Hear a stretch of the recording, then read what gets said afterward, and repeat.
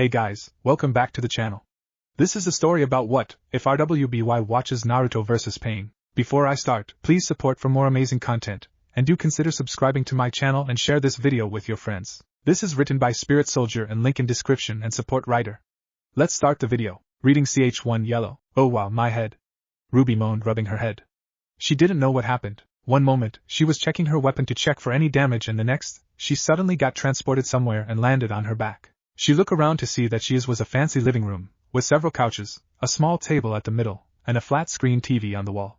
Where are we? When she referred to we, she means her team and Team JNPR, who are also on the floor. I feel dizzy, John said, swirl in his eyes. Beside him is Ren, with Nora landing on top of him, and at the other side is Pyrrha, who shook her head to shake off the dizzy feeling. Jan, Weiss, and Blake are all on their back as well, all of them dizzy. They all got up before looking around from where they are at. Your guess is as good as mine, little sis. I can answer that question for you. An unfamiliar voice from behind. That caused all of them to rip out their weapons and point at the person behind them. That looks to be their age, with brown skin, a black hoodie, black jeans, and black eyes. Despite the weapons pointed at him, he looked pretty calm and relaxed. The guys rolled his eyes when he saw them all pointing the weapons. You can put those things down. I'm not about to harm you all. If I did, then I would have teleported you in a volcano. Then why did you teleported us here? And how? Weiss interrogated, pointing her rapier at him. The man sighed before waving his hand, causing all of the weapons to disappear from their hand, much to their shock. And my crescent rose! Ruby cried out, despair starting to wash down on her. What did you do to my crescent rose? She shouted childishly, waving her arms around. You will have your weapons returned back to you once we finish our business here. The man said to her, still perfectly calm. Now, before any questions can be asked, let me tell you the reason you're here. The creator of another universe wants you girls, and guys, to read/watch about his universe. Whether it's for entertainment or to teach you something, I don't know. My job is to make sure you guys read/watch his universe. And if we say no? Blake challenged. She has no problem reading a book, she loved books, but she wants to know the consequences. The man sighed before speaking again. If you resist, then you will be stuck here for the rest of your lives. You won't be able to see your family, your other friends ever again. That made all of them gasp. You can't do that. Weiss shouted, very pissed off. What give you, or the person you working for, the right to keep us in this place? The man's eyes suddenly hardened. What rights do people have to judge others based on appearances or if they have animal ears? What rights do people have to make others suffer just because you are suffering? That made the right theme girl silent. Life isn't fair, Shni. Get used to the idea. Furthermore, all you have to do is read a book. It's not like it's going to kill you. Weiss seethed, but before she could say anything, Pyrrha spoke up. What is this book about? She asked him. It's obvious that he's powerful enough to take all of their weapons, so it wouldn't be wise to upset him. Basically, it's about an alternate dimension of your lives. He stopped talking when he heard shouts of what? He waited for a second, before speaking again. Yes, alternate dimension of your lives, with someone coming into the equation. Read the title. Ren picked up the book, before reading the title. Naruto the Forced Fighter. Who's Naruto? Ren asked the brown-skinned man. Naruto is from another sub-plane of reality. He told them all. A very strong being, with several abilities. He's a shinobi, also known as a ninja. So, are we going to read about a ninja? Nora asked excitingly. Ooh, so our alternate selves are going to be hanging out with a ninja. Although Rin is kinda a ninja, that is going to be so much fun to read. Ren sighed while the man looked at Nora in amusement. Yes, Nora, you and others are going to be reading about a ninja. He said in amusement. All of you are going to meet him, and he's going to affect most of your lives, in some way or another. Now it's got people curious. Okay, we'll bite. We had nothing better to do anyway, Yang said, as she grabbed the book from Rin. Before she opened it, she looked at the man. By the way, what's your name? The man sat on the couch, before speaking. I'd rather keep my name to myself, but you can call me Spirit. He waved his hands towards the couches. I doubt you want to stand up while reading, so come sit down. And by the way, as you read, it's gonna show up on the screen like a TV show. With that, everyone got comfortably on the couches and Yang opened the book to read the first chapter. Chapter 1, Yellow, she read. What does that mean? For the first 25 chapters, there will be 5 arcs, each split into 5 chapters. Spirit told them. I'm not gonna tell you the titles, as it might spoil the story in some way, so don't bother asking. Yang, Ruby, and Nora pouted before Yang started back reading again. Bloody Sunrise, give me something cold, Junior. A young boy, only 17 years old, asked with a grunt as he sat down at the bar stool of a music and dance-filled bar scene. He didn't seem old enough to be drinking, but he had his reasons. He was a young man, with bright sunny hair that shone like the sun itself. He had clear blue eyes that showed anger, for the moment, and peach-colored skin.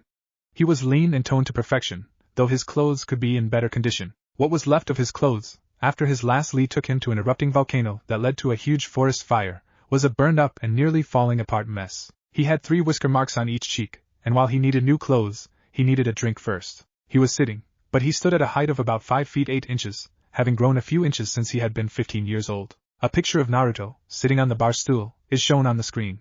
Yang licks her lip at the sight. So this Naruto. I like what I'm seeing. Some of the girls agree, if the small blushes are any indication. Blake looked closely at the whisker marks on his face. Is he a faunus? She asked Spirit. The whiskers on his face can be an indication that he is one. Spirit shook his head no, much to her disappointment.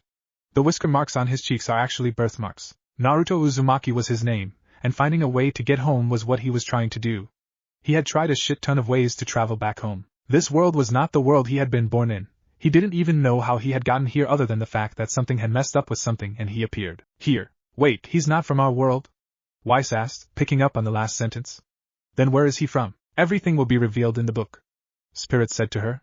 Also, I thought I told you I'm not going to give out spoilers. Weiss flushed a little in embarrassment, but turned her head with a humph. He didn't know why he was drinking. It took a shit ton of booze to get him drunk. How much booze? Yang asked in curiosity. She can take plenty of alcohol before she can drunk, so she wondered what his limit. I don't know the exact amount, but I say about the amount that could kill a man, Spirit answered, getting jaws drop on the floor. No way, that's not possible, Weiss exclaimed. How can somebody drink that much without killing themselves? Spirit didn't answer. Merely pointed at the book. Junior, tall man standing at a very impressive height, was a muscled man who knew that if it came to blows he would lose to Naruto in a fight. He had a mostly shaved head, with black hair half an inch from his head.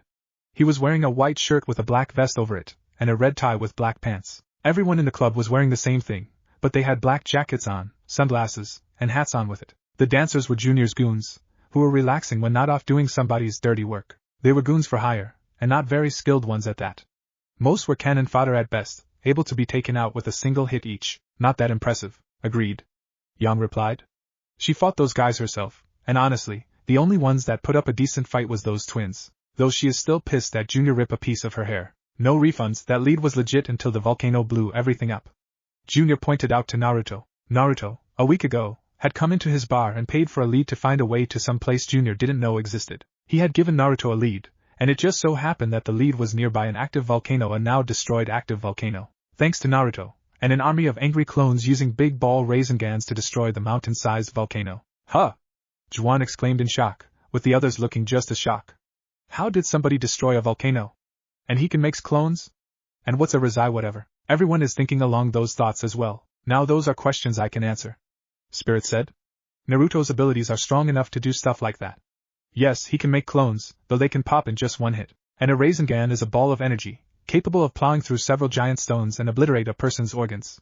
Everyone's eyes widened at that. Wow, Pira said, looking at the blonde in shock. That is strong. She wondered if he's going to Beacon Academy. Someone with those skills need to become a hunter. Nora looked excited. Do you think you can teleport him here so we can fight him? Please, please, please. Spirit had to look away when he saw the puppy eyes while Rin gave him an apologetic look. Maybe later. I'll have to discuss it with the creator of the universe, so no promises, Spirit told her. Still, Nora looked excited at the prospect. Fuck that volcano. That halted the eruption, among other things, Yang snorted. Understatement. I don't need a refund. I need new clothes, so I suggest you give me something to wear to repay me for not kicking your ass. Naruto threatened the man with a knowing look. From what I heard, I bet he can do that with ease, Yang commented. And probably did. Junior nodded before he got down on his knees behind the counter and got out a uniform that his workers wore. He handed it over to Naruto, who thanked him while he made his drink. Naruto stood up before he stripped down to his underwear, not giving shit about who else was watching, and pulled out the black pants first and slid them up. Weiss, Blake, and Pira blush and look away while Ruby covered her head with her hood with a massive blush. Yang looked at his muscles with lust while Nora looked in curiosity. John, however, looked at them in envy while Ren had a neutral. I like this story already, Yang said, licking her lips once again. Makes me wonder what he got between his Yang. Blake, Weiss, Ruby, and Pira yelled with massive blushes while Ren and John turned slightly green at the thought.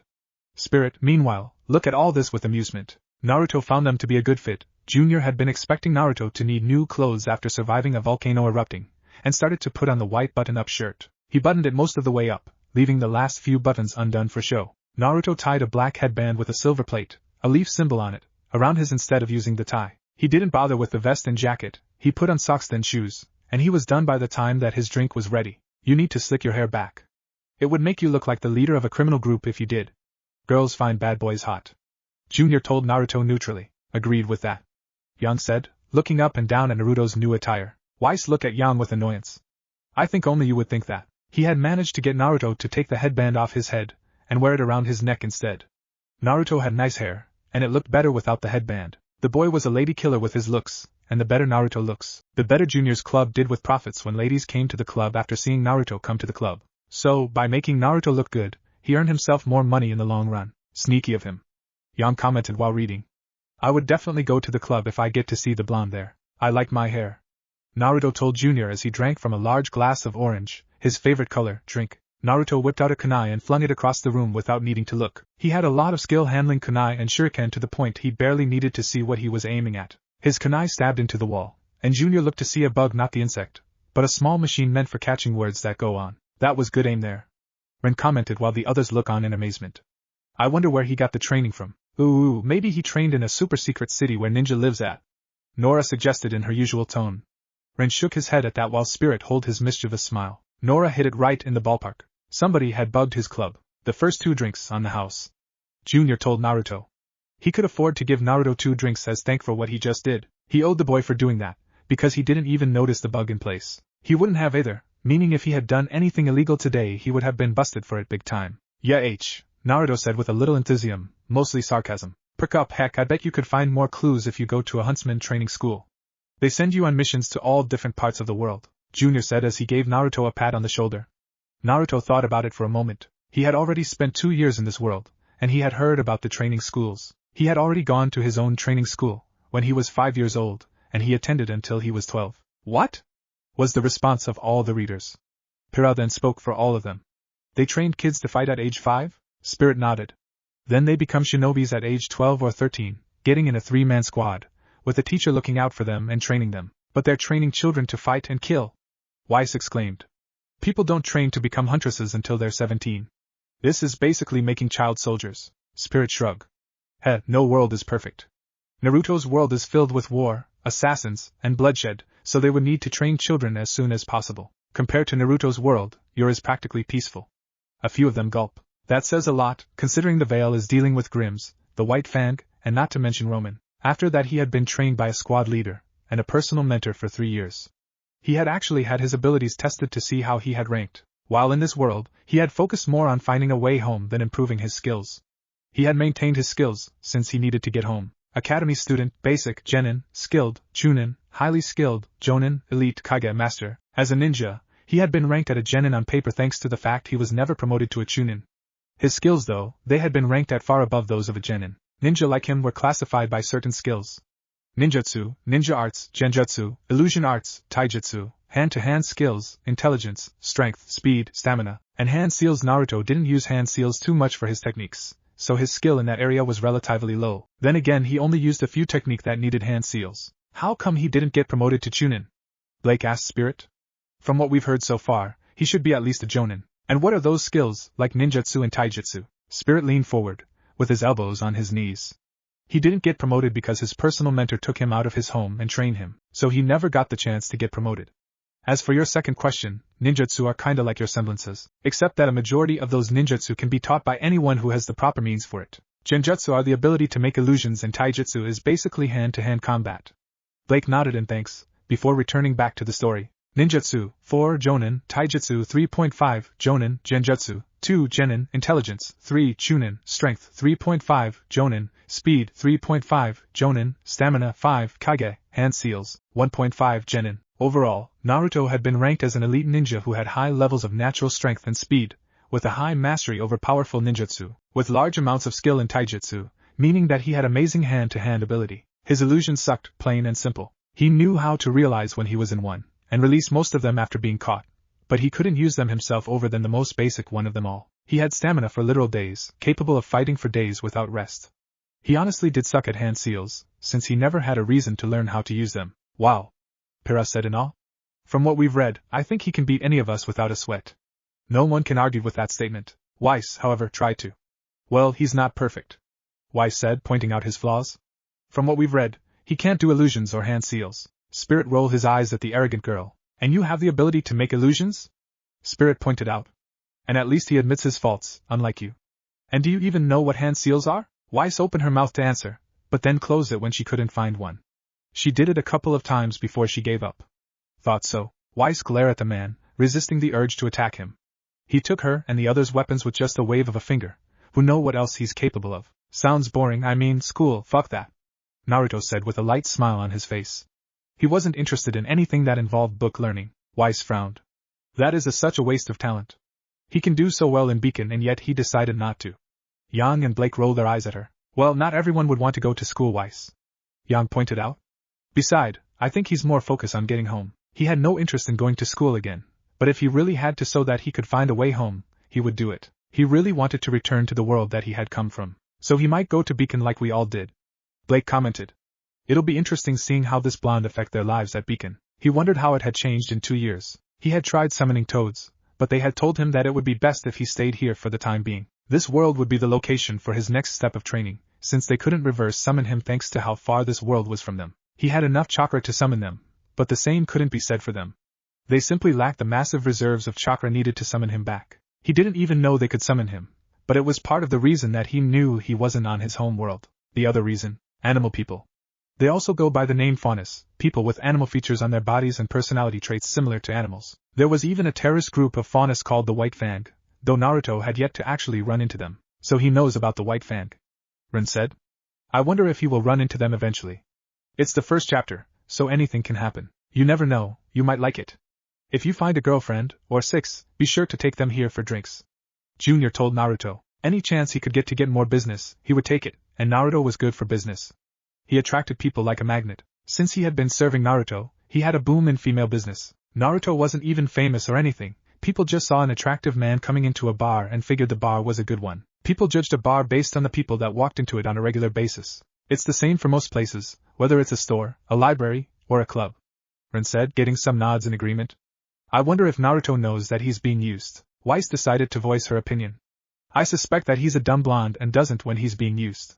Yang glared at her for that, since she was blonde as well. Suddenly, Weiss felt a shock on her bum, causing her to let out an ouch and jump off from the couch. Spirit looked at her in annoyance. I have a few friends who are blonde, so knock off the insults. Spirit said in an annoyed tone.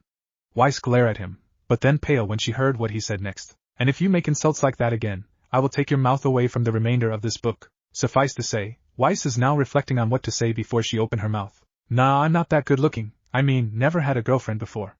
Naruto said, rubbing the back of his head. Yang looked at the screen with a blank stone. He's kidding, right? Come on, he even got Blake to blush.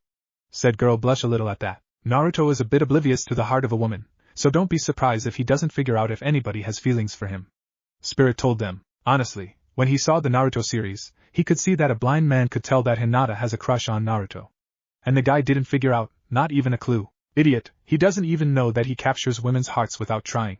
Junior thought with a deadpan tone to his voice. He had 2 girls who worked for him, and they hated most men. Their standards were through the fucking roof for men. They could see a handsome lady killer, and just say whatever. They talked with Naruto for 5 minutes, and now they talked with him the second they noticed him every time that he stopped by. Naruto didn't notice their flirting in the slightest. He was so oblivious to female wiles that Junior was sure that no girl in the world was capable of actually seducing Naruto. Oh really? Yang asked, taking that a personal challenge. I'm going to test that theory. Not the shy, polite type like Miltiades Malachite. Not the strong-willed and stubborn girl like Melanie Malachite. They were twins, willing to share Naruto after they saw him shaking rainwater out of his hair without his headband on. Junior himself had blushed when he had seen Naruto with wet hair, and he was straight, damn it. It wasn't hard to believe for Junior if somebody told him that Naruto had girlfriends leave their boyfriends, and turn their boyfriends gay for him without even noticing it. Seeing him, I can believe it, Yang said before turning to the guys. Are you guys gay yet? No. No. Not even the slightest. Was the reply from Rin, John, and Spirit, respectively. Spirit can admit that Naruto is good looking, but he's not going to turn gay anytime soon. Naruto was that oblivious. Anyway, I'm not really looking for a girlfriend. I might if there isn't a way home for me. Naruto admitted after a moment. That was the one thing he feared above everything else, other than ghosts, the chance that it was actually impossible for him to return home. If he couldn't return home, then his dreams ended, his goals ended, his promises ended. He would have lost his friends, never to see them again. He would never be able to find out who his parents were, and if they had loved him or not. He would never know anything about any of that. The mood turned a bit somber at that. The group wonder how they would feel if they were in Naruto's shoe, if they were teleported from the world and doesn't know any way of getting back. They forgot the fact that they are in the exact same situation right now. Well, look who showed up, Melanie. One of two people said, girls, as they walked up to Naruto and sat down on either side of him. The one on his right, the one currently speaking, could be called Malachite's Malachite, while the one who sat on his left, rubbing his forearm, was Melanie Malachite. Malachite's Malachite, a girl about the same age as Naruto, was a pale-skinned girl with a more petite frame of body. She wasn't well endowed in the chest, but she had a feminine frame to her that went well with her form. She had black hair, pure black, that was short than her sister's hair. She wore a lot of red eyeliner over the top of her eyes, which were a soft green color. She had a strapless red dress with a black bow on her waist, and she wore red gloves and had high stiletto heels. She wore fur over his shoulders, black in color, held by a gray cane. Her weapon of choice were black and red claws that she wore. She was a polite, quiet girl who didn't normally say as much as her sister. Melanie, on the other hand, she shared almost the exact same body as her sister down to the last detail. They stood at the same 5 feet 5 inches height, had the same eye and hair color, only Melanie had long hair. She wore heavy cyan-colored eyeliner, and unlike her sister she wore a light green fur and had on a white strapless dress with the bow on her cleavage. She had see-through white gloves, and wore her weapon on her feet. She had bladed heels, making them a fist and foot combination when it came to fighting. One fought with legs, the other with arms. I remember those two, Young said, recalling when she went to that club. I fought the both of them after defeating the other goons in that club. Wow, they're pretty, John commented, seeing the two girls on the screen. But they also look intimidating to him, with the weapons they have. Naruto, it's been a while, you should come and keep us company more often, Melanie said as she held onto his arm. Naruto didn't notice the seductive tone to her voice, he honestly didn't, and it was noticeable to the girls. Okay, the seductive tone in her voice is obvious, and he doesn't know it? Weiss asked incredulously. I don't know anyone that is that oblivious. Ruby looked confused. What does seductive mean? Blake, Young, and Weiss stared at Ruby blankly. Never mind, Weiss said, taking back her statement. Part of the reason they liked him. He was modest about his looks, even if he was arrogant about some other things, and he was kind-hearted. It helped that while he was a pervert, half of the time he didn't understand sexual things, so flirting with him was more honest. He didn't talk with them because they were hot, he talked with them because he wanted to be friends with them. Those are some good traits, Blake said neutrally. I can see why girls can be attracted to him. Weiss looked a bit annoyed. But what the perverted part? She asked her. That part bugged her a bit. Blake looked at her blankly, before she pointed at Young, who is a big pervert, and she can see that Blake's eyes says, we live with one, it shouldn't bother you by now. Good point. We miss not having our big, strong teddy bear, Malachite said as she ran a finger across the rim of Naruto's drink. She couldn't freely touch him like her sister, so she flirted in a different way. She was more polite, so she didn't go into his personal space when she tried to seduce him. Bear, more like Goldilocks with that hair, Junior stated, getting sharp looks from the twins. They were trying to bed Naruto, so it would be best for Junior's health if he didn't ruin the mood that they were trying for. Junior got the message, so he made Naruto a second drink, while he fixed up the girls 2 smaller drinks. Barely able to get a person drunk unless he drank like 10 of them at the same time. Put a little flavor in it, Melanie said to Junior as she glanced at Naruto's drink. She was not above the use of an aphrodisiacs. They were villains after all. What? They would stoop that low? Weiss exclaimed in shock. They did say they were villains, so yeah, I think they would stoop that low, Spirit said to her. They were not the highest ranking of villains, capable of taking over the world or ruling the underworld. They were actually pretty low when it came to how evil they were. They were more like bodyguards than true villains. They protected whoever needed to be protected, at a high cost, and they would work for villains if they were paid enough. They had loose morals about what they did. They had high standards, but loose morals. Hey Naruto, is that a bowl of ramen? Junior asked Naruto as he pointed at the other end of the room. Naruto's head snapped as he turned around to look for the ramen. Why do I have the feeling that he's addicted to that food? Ren asked. That the same feeling he got when he first had pancakes with Nora. That's because he is, Spirit said to him. He's as addicted to ramen as much as Nora is addicted to pancakes and syrup. Honestly, in some stories he had read, Naruto practically worshipped the food. Maybe when we meet, we can make a food addiction club, Nora said randomly. In the club, we'll get our favorite food and see which one eat the most. Does that sound cool, Ren? Ha ha ha. Ren nearly facepalmed, knowing that Nora is going to talk for a while. Junior pulled a small pill from his vest pocket. He put the pill into Naruto's drink, before he added about 3 pills to Naruto's new drink. They quickly bubbled, before the pills and the evidence of them were gone completely. They are going to drug him with aphrodisiac, Weiss said blankly. Unbelievable. Meanwhile, Ruby looks confused. What's aphrodisiac? She asked innocently. Yang sighed before whispering the definition in Ruby's ears. Ruby blushed up a storm when she heard that. That's disgusting. Why would anyone have that? Naruto's body, something that Junior had learned through trial and error, was mostly immune to poisons. Say what? Was the response from most of the group. Spirit nodded. Not even the strongest of poison could kill Naruto, due to his healing abilities. He can't wait to see their reaction to Naruto taking a chainsaw to the back, especially Wise's. Poisons that could instantly kill people only made Naruto sick, but he wasn't truly to being drugged. He wasn't immune to painkillers, so Junior had figured out, yes, he had tried to kill Naruto via poison, that Naruto was only resistant to things that were harmful to his body. Things like sexual enhancers, and other things that were beneficial to his body, could be felt at full force. They burned out of Naruto's body quicker than most, so he had to add more of them. He added another 2 to the drink, just to make sure that they took very good effect. Do you think we can see some steamy and sexy action?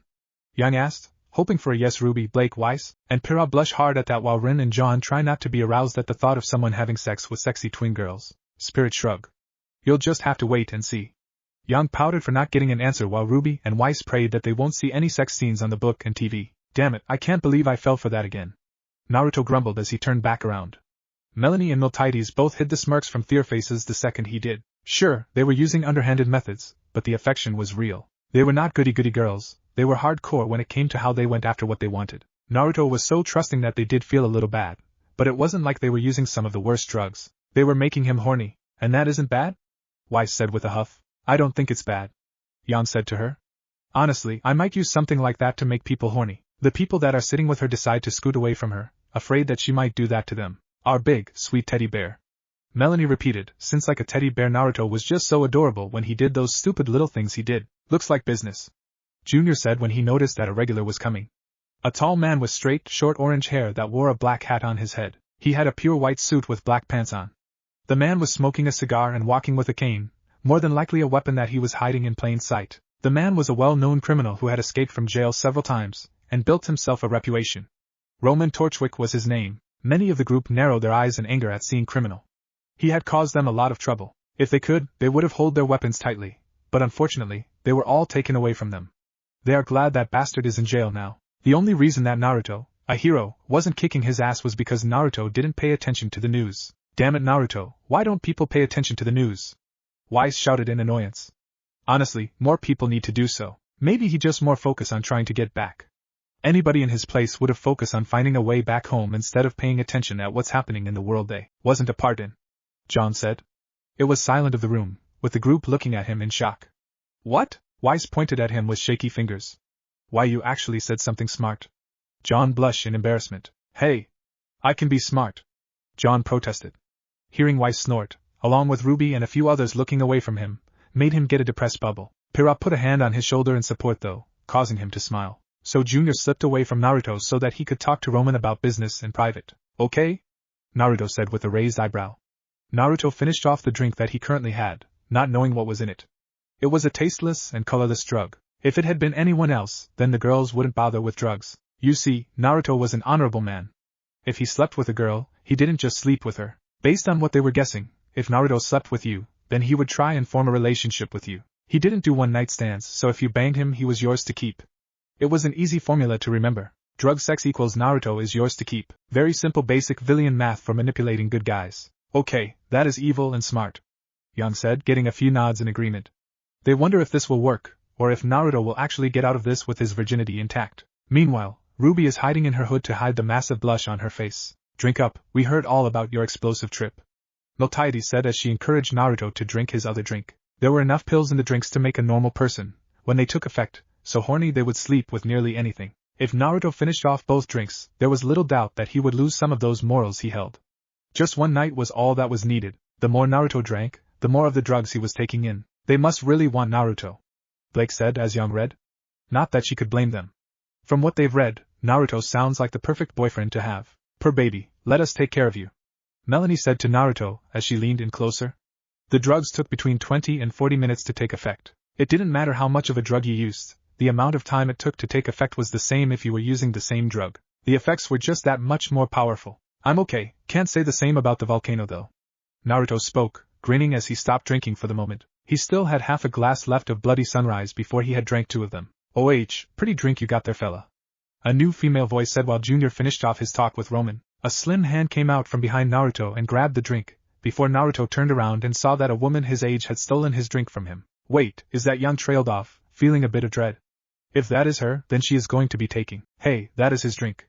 Melanie said when she looked at the woman, and she grit her teeth. This girl was a looker. She had blonde hair that was wavy, pretty, and ended with lighter blonde tips.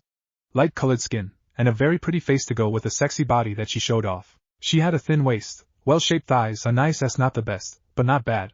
She had long legs that were mostly showing, and a toned body. It helped her case that she large-breasted, very large boobs that were constantly shaking a little with each breath that she took. She had lilac-colored eyes, which Naruto noticed first. She wore an orange scarf, what he noticed second, and had a brown jacket on that did nothing to hide her stomach or her cleavage. She had a brown and white hip cape over her tiny black hot pants that did show off most of her body.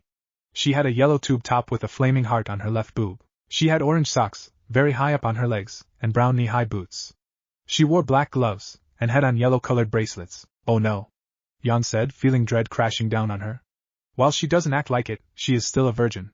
What will happen since she drank the drug? After 2 years in this world, Naruto could tell what was a transforming weapon. Those bracelets most likely turned into some kind of gun gauntlet thing that helped her hand to hand. What the people of this world lacked in some areas, they made up for with having annoying abilities and weapons that served many purposes. Whoa girl, didn't mean to steal your boyfriend. Just wanting a strawberry sunrise, but a bloody sunrise seems nice too.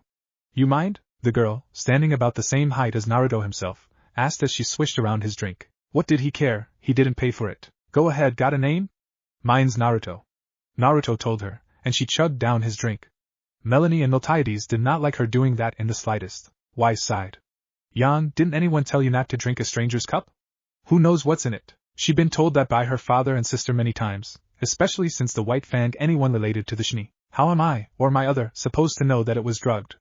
Yang argued, even though Weiss got a point. Yan Xiaolong is my entire last name. I don't have 2 last names.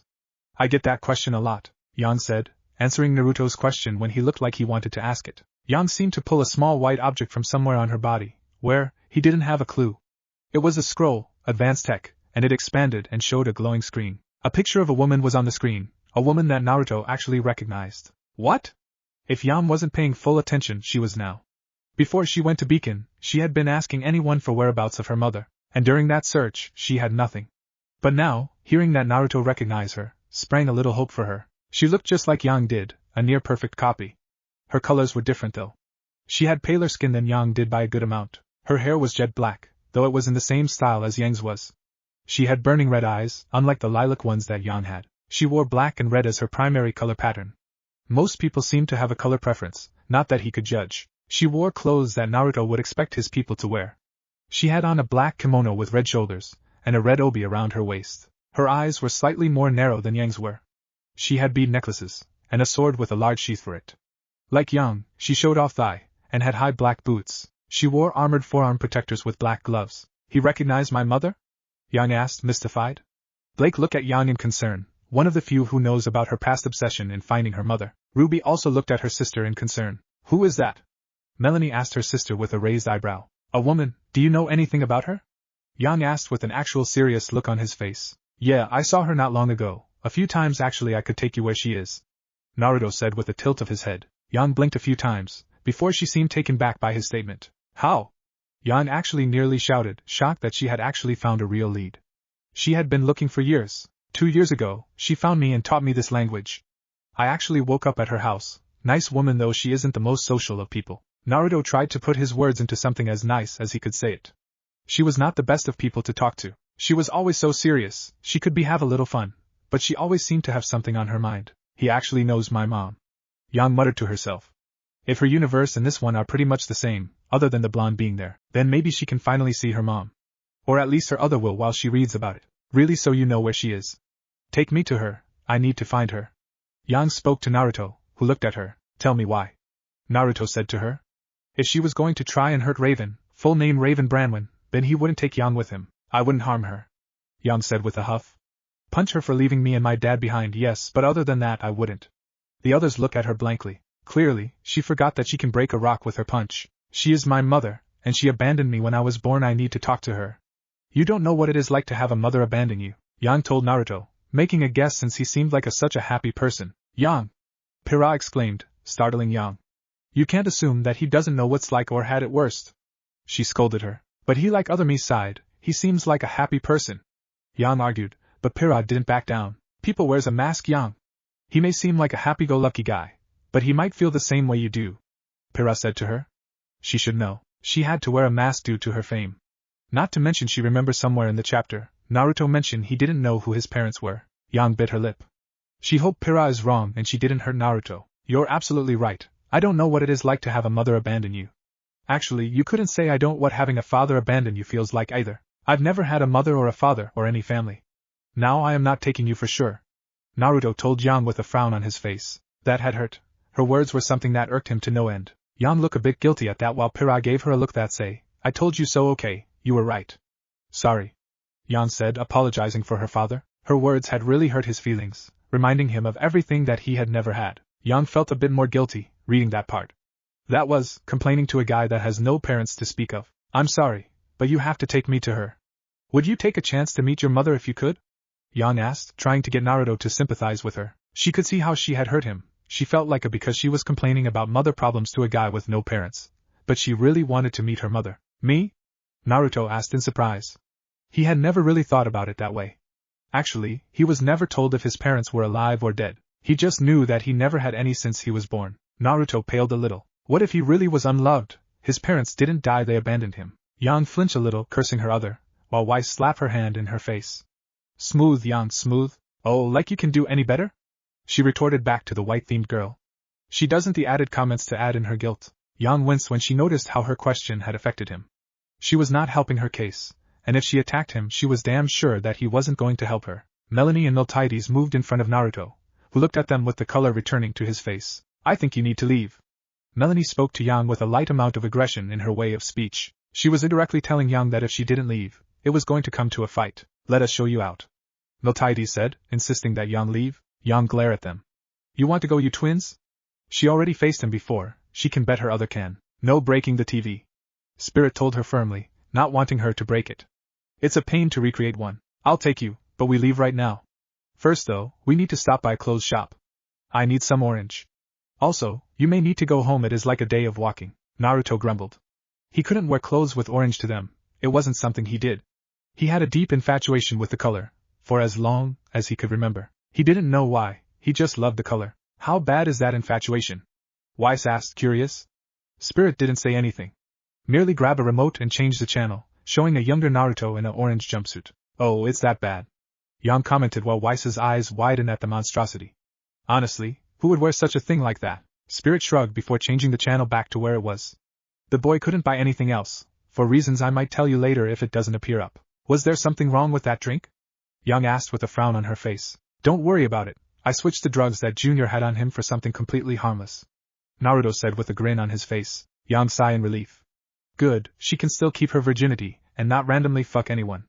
She's a flirt, not a prostitute, and there's a difference between the two. The twins dropped their jaws at him.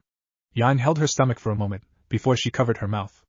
Naruto was a ninja, who used cloak and dagger techniques. He had a hidden dagger in his sleeve at all time, which was connected to a wire mechanism. He had a super strong sense of taste. He knew that Junior had tried to kill him many times, about 5 in the past. So, he had replaced all of Junior's drugs he used to poison people, and the other ones, with harmless pills that caused a person to begin.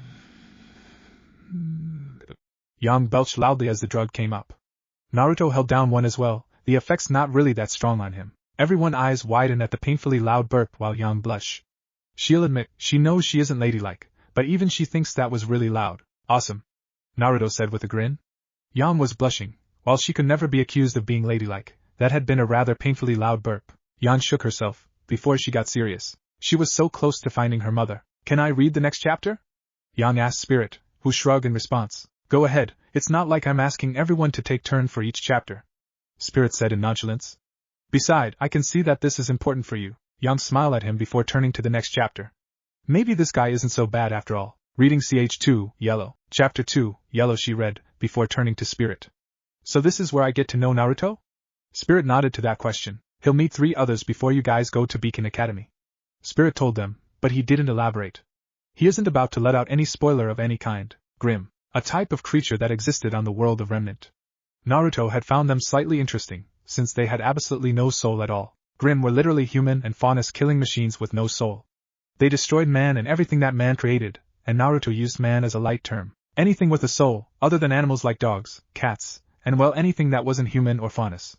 Grimm only killed animals over things like territory issues. Of course, they didn't even seem to register Naruto most of the time unless he was annoyed or pissed off. Huh! Was the response from the others, especially Weiss.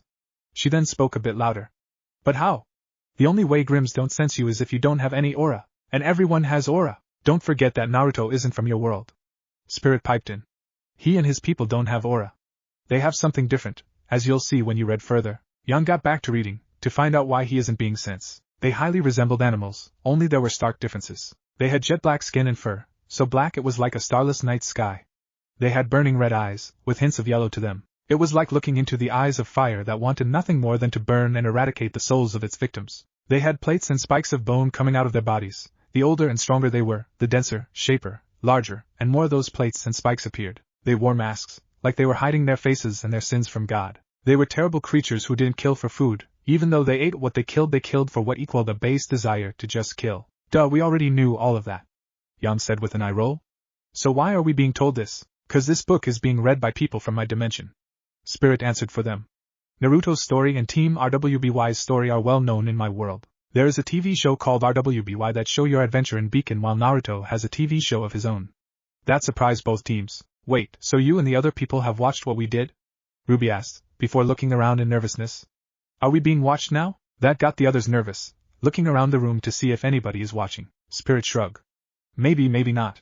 He isn't about to reveal that everyone is reading about them reading this story, but it's fun seeing them squirm. Yang, to get the nervousness out, started back reading. Naruto, now dressed in new clothes that had a nice amount of orange to them, was wearing a black undershirt with red laces going up the right side that kept the top on. He had a small orange long-sleeve jacket, and had orange pants with green armor on the outside of it. Over his shoulder was a brown bag that held supplies for himself, and he had kept his black armored sandals and added plated armor to the front of them. He had added black armored gloves, and forearm protectors as well. Yang was not a patient girl. There were coughs of understatement from Blake and Weiss, getting a betrayed look from the blonde girl. The second Naruto had gotten himself clothes, Yang had decided that was enough. Naruto had packed several bottles of water, some energy bars, and he had gotten himself some kunai and shuriken. They actually sold them in Vale, no joking out it. They were sold as mostly training tools, shurikens so that people could practice throwing weapons, and kunai so that people could learn how to wield short swords, but they worked well enough for Naruto to use in battle. Now they were off, in the middle of the night. Naruto, he could see in the dark. He was a ninja, trained to see just fine in even the blackest of nights. He had amazing night vision, so much that people thought he was a faunus because of his whisker marks, fox-like personality and face, lean form, passion for pranks, sensitive eyes, nose, and nose. He was just fine in this. But Yang could not see all that well. She was using something that she bought on the spot, a flashlight that was barely able to light the way for her. If she wanted to use it, fine, but Naruto was not being caught dead holding on to such a cheap little trinket. He didn't need all of the tech that these people used. He was a ninja and he used tools that ninja used. Yang huff. Well, excuse us for not being trained to be ninjas. Some of hunters/huntresses in training with Yang's statement. Spirit chuckle. If he was a betting guy, he would bet that the shinobis could beat the hunters and huntresses without a sweat, due to being trained to fight humans, as well as the kind of power they use. He didn't say out loud though. They'll see proof soon enough. In 2 years, Naruto had traveled the world, been to all 4 kingdoms, and been to every single village and town in the search for a way home. He had traveled everywhere, almost everywhere, and he had seen many types of Grimm. He actually had a list of Grimm, their abilities and weaknesses so that he didn't forget. Beowulf, Borbatusk, Ursa, Deathstalker, Nevermore, Creep, King Taijutsu, and Goliath were some of the more well-known types of Grimm that were commonly found. Well, not commonly in some cases, but well-known enough that people could tell what they were by a simple glance. They might have similar colors and features, but their base animals were very different. He didn't even know what a creep was supposed to be, some kind of dinosaur or something. He had also seen, and named several other Grimm that he had found and killed. That got everyone curious, especially RWBY, Weiss, and Nora. RWBY and Nora cause they would like to kill it. Weiss cause she want to find out more about those Grimms in case they run into them. You didn't go 2 years traveling the world, without seeing some strange things. Come on, let's hurry. I want to get there as soon as possible. Yang said as she shined the flashlight right at him. We walk, and the walk takes a while. First we pass through this forest, and then we cross a river, followed by going into another forest and crossing it. After that, we travel down a river and reach the ruins of an abandoned city. Naruto told her with a frown on his face. It was a long walk, and if he was allowed to run it he could be there in less than an hour. For him, the distance was nothing. For Yang, it was a considerable distance, but he couldn't carry her the entire way. He would only carry her over the lake. What, is he going to fly over it? John asked. No, he is going to walk on it. Spirit thought in his head. He couldn't wait to see their faces on that. Come on, We have a good lot of miles to cover before tomorrow. Grim are very active at night, Naruto said as he tried to listen to what was going on around him. If he could hear anything, then Naruto could kill it with a well-thrown kunai. His senses were pretty high like that he remembered nearly killing a white rabbit used by Zabuza to replace himself with, and he had been the only person to sense Zabuza hiding. Bunny, no! RWBY shouted in instinct. She may be a kill-happy girl, but she only like it when it's done on purpose or if it's a Grim. If it was by accident, and or if it was a regular animal, then she doesn't like it. He had mad sensing skills, just not energy sensing. So, let's run! Yan shouted out to him as she started running on ahead of him. Naruto grinned for a moment, because fuck the danger, he liked the way this girl thought. If they ran, they could cut down the time to a third of the time walking would take. It was the best way to save time. So Naruto ran and caught up with her, keeping an eye out for anything around them. So, why you looking for somebody who abandoned you? Naruto asked her bluntly. He understood the feeling of chasing somebody who wanted nothing to do with you, but he was stupid like that. This girl, while playful and dim-witted in some aspects, was not blatantly stupid. He would never admit he was stupid out loud though. Too late, we already know, Nora said cheerfully, getting a few chuckles. She's my mom, I want to know why she left me. What about you? You have anything you want more than anything? Yang asked with a strained smile. She didn't want to talk about this with somebody she just met. She was trusting Naruto enough to lead the way, and she would admit he had this aura about him that inspired you to believe in him, but this was personal for her. I want to go home. I don't know where home is though. I want to find it, and go there. I have a friend who needs saving. He fell into darkness, and I can't let him go down that path. You see, this girl I like. Naruto started, before Yang nudged him with a grin on her face. Oh, looks like you are trying to impress a lady, go you. Yang spoke, before she instantly regret those words moments later. Oh no, what did my other did now? Yang moaned, putting her palms on her face. Is she going to keep hurting him every time she speaks for the duration of the arc? She is in love with my friend, and she asked me to save him, Naruto said, and suddenly Yang felt like, that was a low blow. You did not ask the person in love with you to go and bring back the person you love. That hurt, on a deep level. That was like the utmost level of being rejected. Okay, your other need to shut up, Wise said, feeling bad for the boy. No family, no way of knowing if they're dead or if they abandon him, and a girl he likes told him to save someone she liked. For once, Yang didn't say anything about it, feeling guilty that her other kept reminding him of bad things. I'm sorry, I didn't know, Yang said, and she continued to run, but she saw Naruto grin at her, his eyes closed. He was hiding the hurt in his eyes for sure. It's no big deal. I mean, I want her to be happy. She loves Sasuke, so I'll bring Sasuke back for her and be happy for them. Yeah, her happiness is what matters, Naruto said a little lower at the end. Yang felt even worse. She kept saying stuff to Naruto, not knowing how hurtful she was being. She didn't know him at all, and she was telling jokes that were actually really hurtful to him. In less than 24 hours, she had brought up how he didn't have parents. She had made him remember he didn't have a home. She reminded him that his goal was to help the one he loved find love with somebody else. Could she feel like a bigger bitch right now? Maybe if I reminded him that he didn't have any friends when he was a kid, if that happened. Yang joked weakly. If that honestly happiness, she would find a way to punch her other. So how about things you like, dislike, stuff like that? You know, not depressing stuff. Yang tried to find something to talk with Naruto about, to pass the time mostly. She also wanted to get to know him. He was a really good guy. He cared more about his friends than himself, and was throwing away his own happiness for the happiness of others. He was too pure. Understatement of the century. Spirit said to them, gaining their attention. This boy can befriend the people he's fighting against by words and kicking their butts. He would also do anything for the people in his life, even it meant sacrificing himself. The group are stunned to hear that. The other Yang was right, he really is too pure. Well, I love ramen.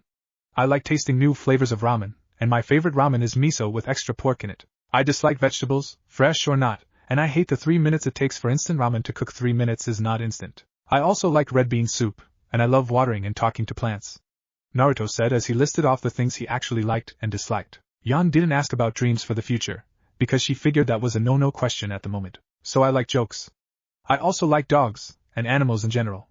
I have this adorable sister, she is a total nerd about weapons. I don't really like assholes, but who does I try and avoid cussing in front of my family too? Just a habit of mine. I love my hair, Yang said as she listed off the things she liked. She left a few personal things out. She didn't tell Naruto that she enjoyed the act of fingering herself, having a record of doing it 11 times in a single day that she wanted to beat. She didn't tell him that she enjoyed fighting either, but she didn't know why she didn't mention that one. When they heard the fingering part, the group turned as red as a tomato, including Yang. Yang! Did your other have to think that? Wise shouted, indignant. Hey, I didn't know that she would think that. Yang retorted back, the blush still on her face. And like none of you masturbate. That got all of them quiet and turning away from her, even RWBY. Her blush faded when she remembered one of the things she said on the book. Hey! I'm not a nerd for weapons! Ruby exclaimed in protest. Yang rolled her eyes at that. Ruby, when we first got here, you started listing off the weapons other kids had on them. Yang pointed out, causing the red-themed girl to be quiet again. You do have pretty hair. I wish I had nice straight hair, instead I was born with this shaggy mess. Naruto said as he shook his hair in annoyance. If he could change anything about himself, it would have to be his hair. He liked it fine enough, but he wished he had a different color and style. He wished he had something like straight red hair instead of the hair he had. He didn't even know why, but he loved red hair. It was so pretty to look at. Oh, I wonder how he would feel when he met Pyrrha. Yang teased, getting Pyrrha to blush a bit. Maybe his mom or dad had red hair. He knew one of them had to have blonde hair. Thanks, I try and take care of it. Yang said as she stroked her hair. Slow down, don't attract attention to yourself. Walk slowly, there are Grimm in front of us. Naruto told her, and Yang stopped dead in her tracks. She didn't look worried about it though. Grimm were no real big deal most of the time. The only Grimm that she knew of that would be a challenge would be a Deathstalker and Giant Nevermore, thanks to their natural advantages. She stopped thinking her thoughts when she saw a huge Grimm walking in front of them. It was large, easily bigger than the trees around them. It was so huge that Yang knew for a fact she couldn't defeat it. It would be too tough for her to so much as touch. He was elephant-shaped, and had spikes on it with large tusks. Each leg was thicker than the trees surrounding it, and it walked very slowly in a path. There was an entire line of them moving in front of them. Okay, I've never seen that Grimm before. Yang commented, seeing the Grimm on the screen. What is that? Yang asked, serious now that there was an actual threat nearby. She didn't joke when there was something actually dangerous to her around. Goliath, big, nasty, and has a lot of strength, several hundred or 1,000 years old. These Grimm are smarter than other Grimm, patient, and they use their tusks, trunks, legs, and skulls as their ways to fight. Most weapons are useless against them. Only big and powerful works on them, Naruto said to her, suddenly not as worried now that he got a better look at them. He had mistook it for something else for a moment. Goliath, while huge and still creatures of Grimm, were not known for attacking people on sight like most Grimm were known to do. They were waiting for something. How does he know this? Weiss asked/demanded. He isn't from this world, so how would he know? Blake answered this time. I remember the first chapter that Naruto has been in our world for at least a year, more or less, and have been traveling around the world. I think anyone would pick up stuff like that. So, how do we fight them? Yang asked as her bracelets extended over her forearms and turned into gauntlets. She didn't want to, but she would fight if she had to. We don't. I could use my big ball Rasengan to take them out one by one, but they won't attack us if we don't attack first. They are big and powerful, but they don't act like the other Grimm. Naruto tried to explain to her. He didn't know how to explain it best, but she seemed to understand him. So, they are smart? Yang asked, actually a bit worried about that little tidbit of information. Not smart. Well, yes, smart. They had grown so old, and killed so many people that they had learned things. They know if they kill us, people will come and kill them. So they are waiting for something. They will wait however long it takes. But they are still Grimm by nature. Naruto said as he watched them move. He wanted to kill them, but Naruto could not in good heart kill something that wasn't trying to kill him, or his friends first. If the day came these Grimm attacked them, then he would kill them. Wow, he really is too pure. Blake commented, blinking a little. Most wouldn't think twice about attacking a Grimm, unless they knew that a Grimm is too powerful for them. This guy didn't attack because it's not attacking him. So we wait for them to pass by. Yang asked, considering she believed that if they got any closer the Goliath would attack them anyway. Yep. Naruto said as he sat down. There was nothing to do but wait for fight. The Goliath would pass them by on their own. Big ball Rasengan? Yang asked, wondering about what he was talking about. It sounded like a weapon to her. A technique I use, very powerful, very dangerous. I could blast a line right through the Goliath with it, and still injure more of them. If my opponents weren't big like Goliath, instant death for most. Naruto admitted since she had asked. He could most likely kill most Grimm with a regular Rasengan, or even his weaker Rasengan that he made without clones. The Rasengan that wasn't completed, the kind he used when he was sparring with people. Wait, that move isn't complete? Weiss asked incredulously. A move that could kill a person or twist their organs inside isn't completed? Ren hummed in thought. Sounds like that move can become more powerful. It'll be interesting to see how powerful Naruto really is. Cool. That sounds like the bee's knees. Yang complimented in a unique way. She didn't talk like most people did. Naruto saw that there were only about 10 more Goliath that needed to pass by them. They stayed mostly still as to not attract attention to themselves. Sure, I can actually blast my way all the way through one of those water tanks you find on top of hospitals with a normal Rasengan, big ball Rasengan. A lot stronger. I hope I never have to show you though. Naruto told her as he stood up, dusting himself off. Yang shrugged her shoulders as she got dusted off by her own hands. I want to see it, but I won't push it. I have my own secrets, things I can't just show off at a whim too. When I talk to you I realize how lucky I am. Yang spoke gently after a moment, and Naruto gave her a confused look as they started to run on their quest to find her mother. Lucky? Naruto asked her, and Yang smiled awkwardly at him. I'm sorry, but your life sounds like it sucks.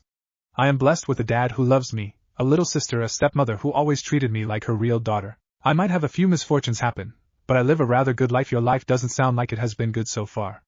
I'm actually impressed you can smile the way you do, Yang told him with real admiration in her voice.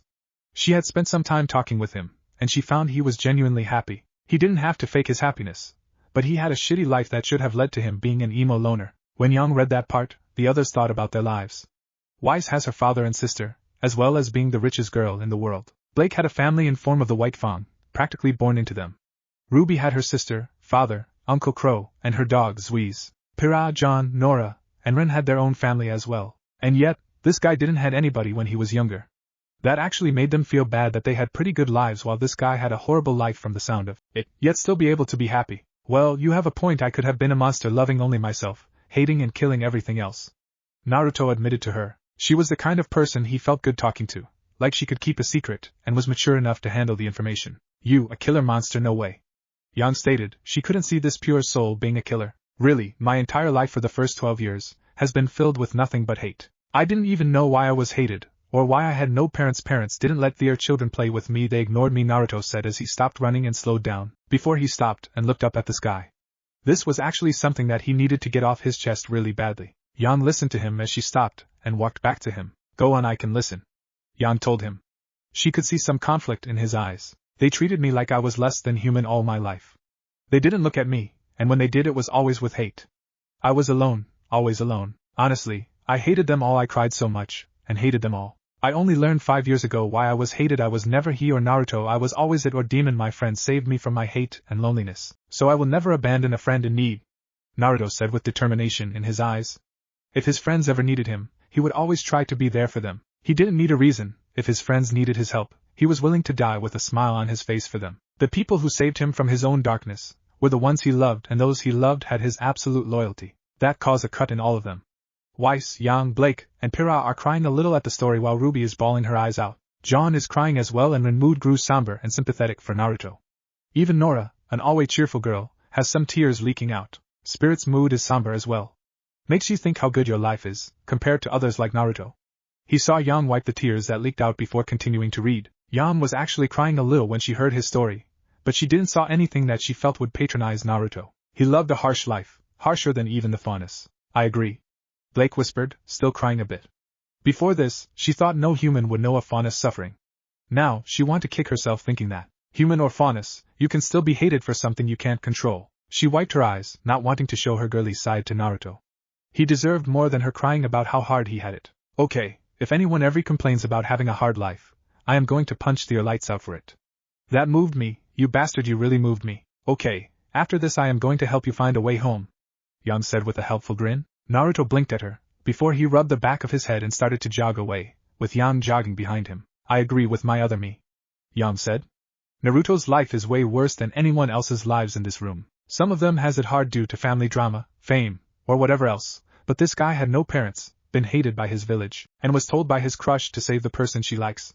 The others silently agreed to that statement, even Weiss. They both tripped over a tree branch on the ground, before falling onto the ground and rolling down a hill and into a river. They both popped their heads from the water, and spat out mouthfuls of liquid. Yuck, salt water. Thanks, Yang, but you don't have to do that for me. We're friends now, and I would do almost anything for a friend. After this, I need to make some money. Gamachan needs some food, Naruto said as he showed off his toad wallet. This world used Lean, while his world used Rio. Naruto had to abandon Rio, and start using Lean. So what do you do to make money anyway? Yang asked as the two of them went onto the side of the river and stood up. Nothing much, capture criminals who need catching.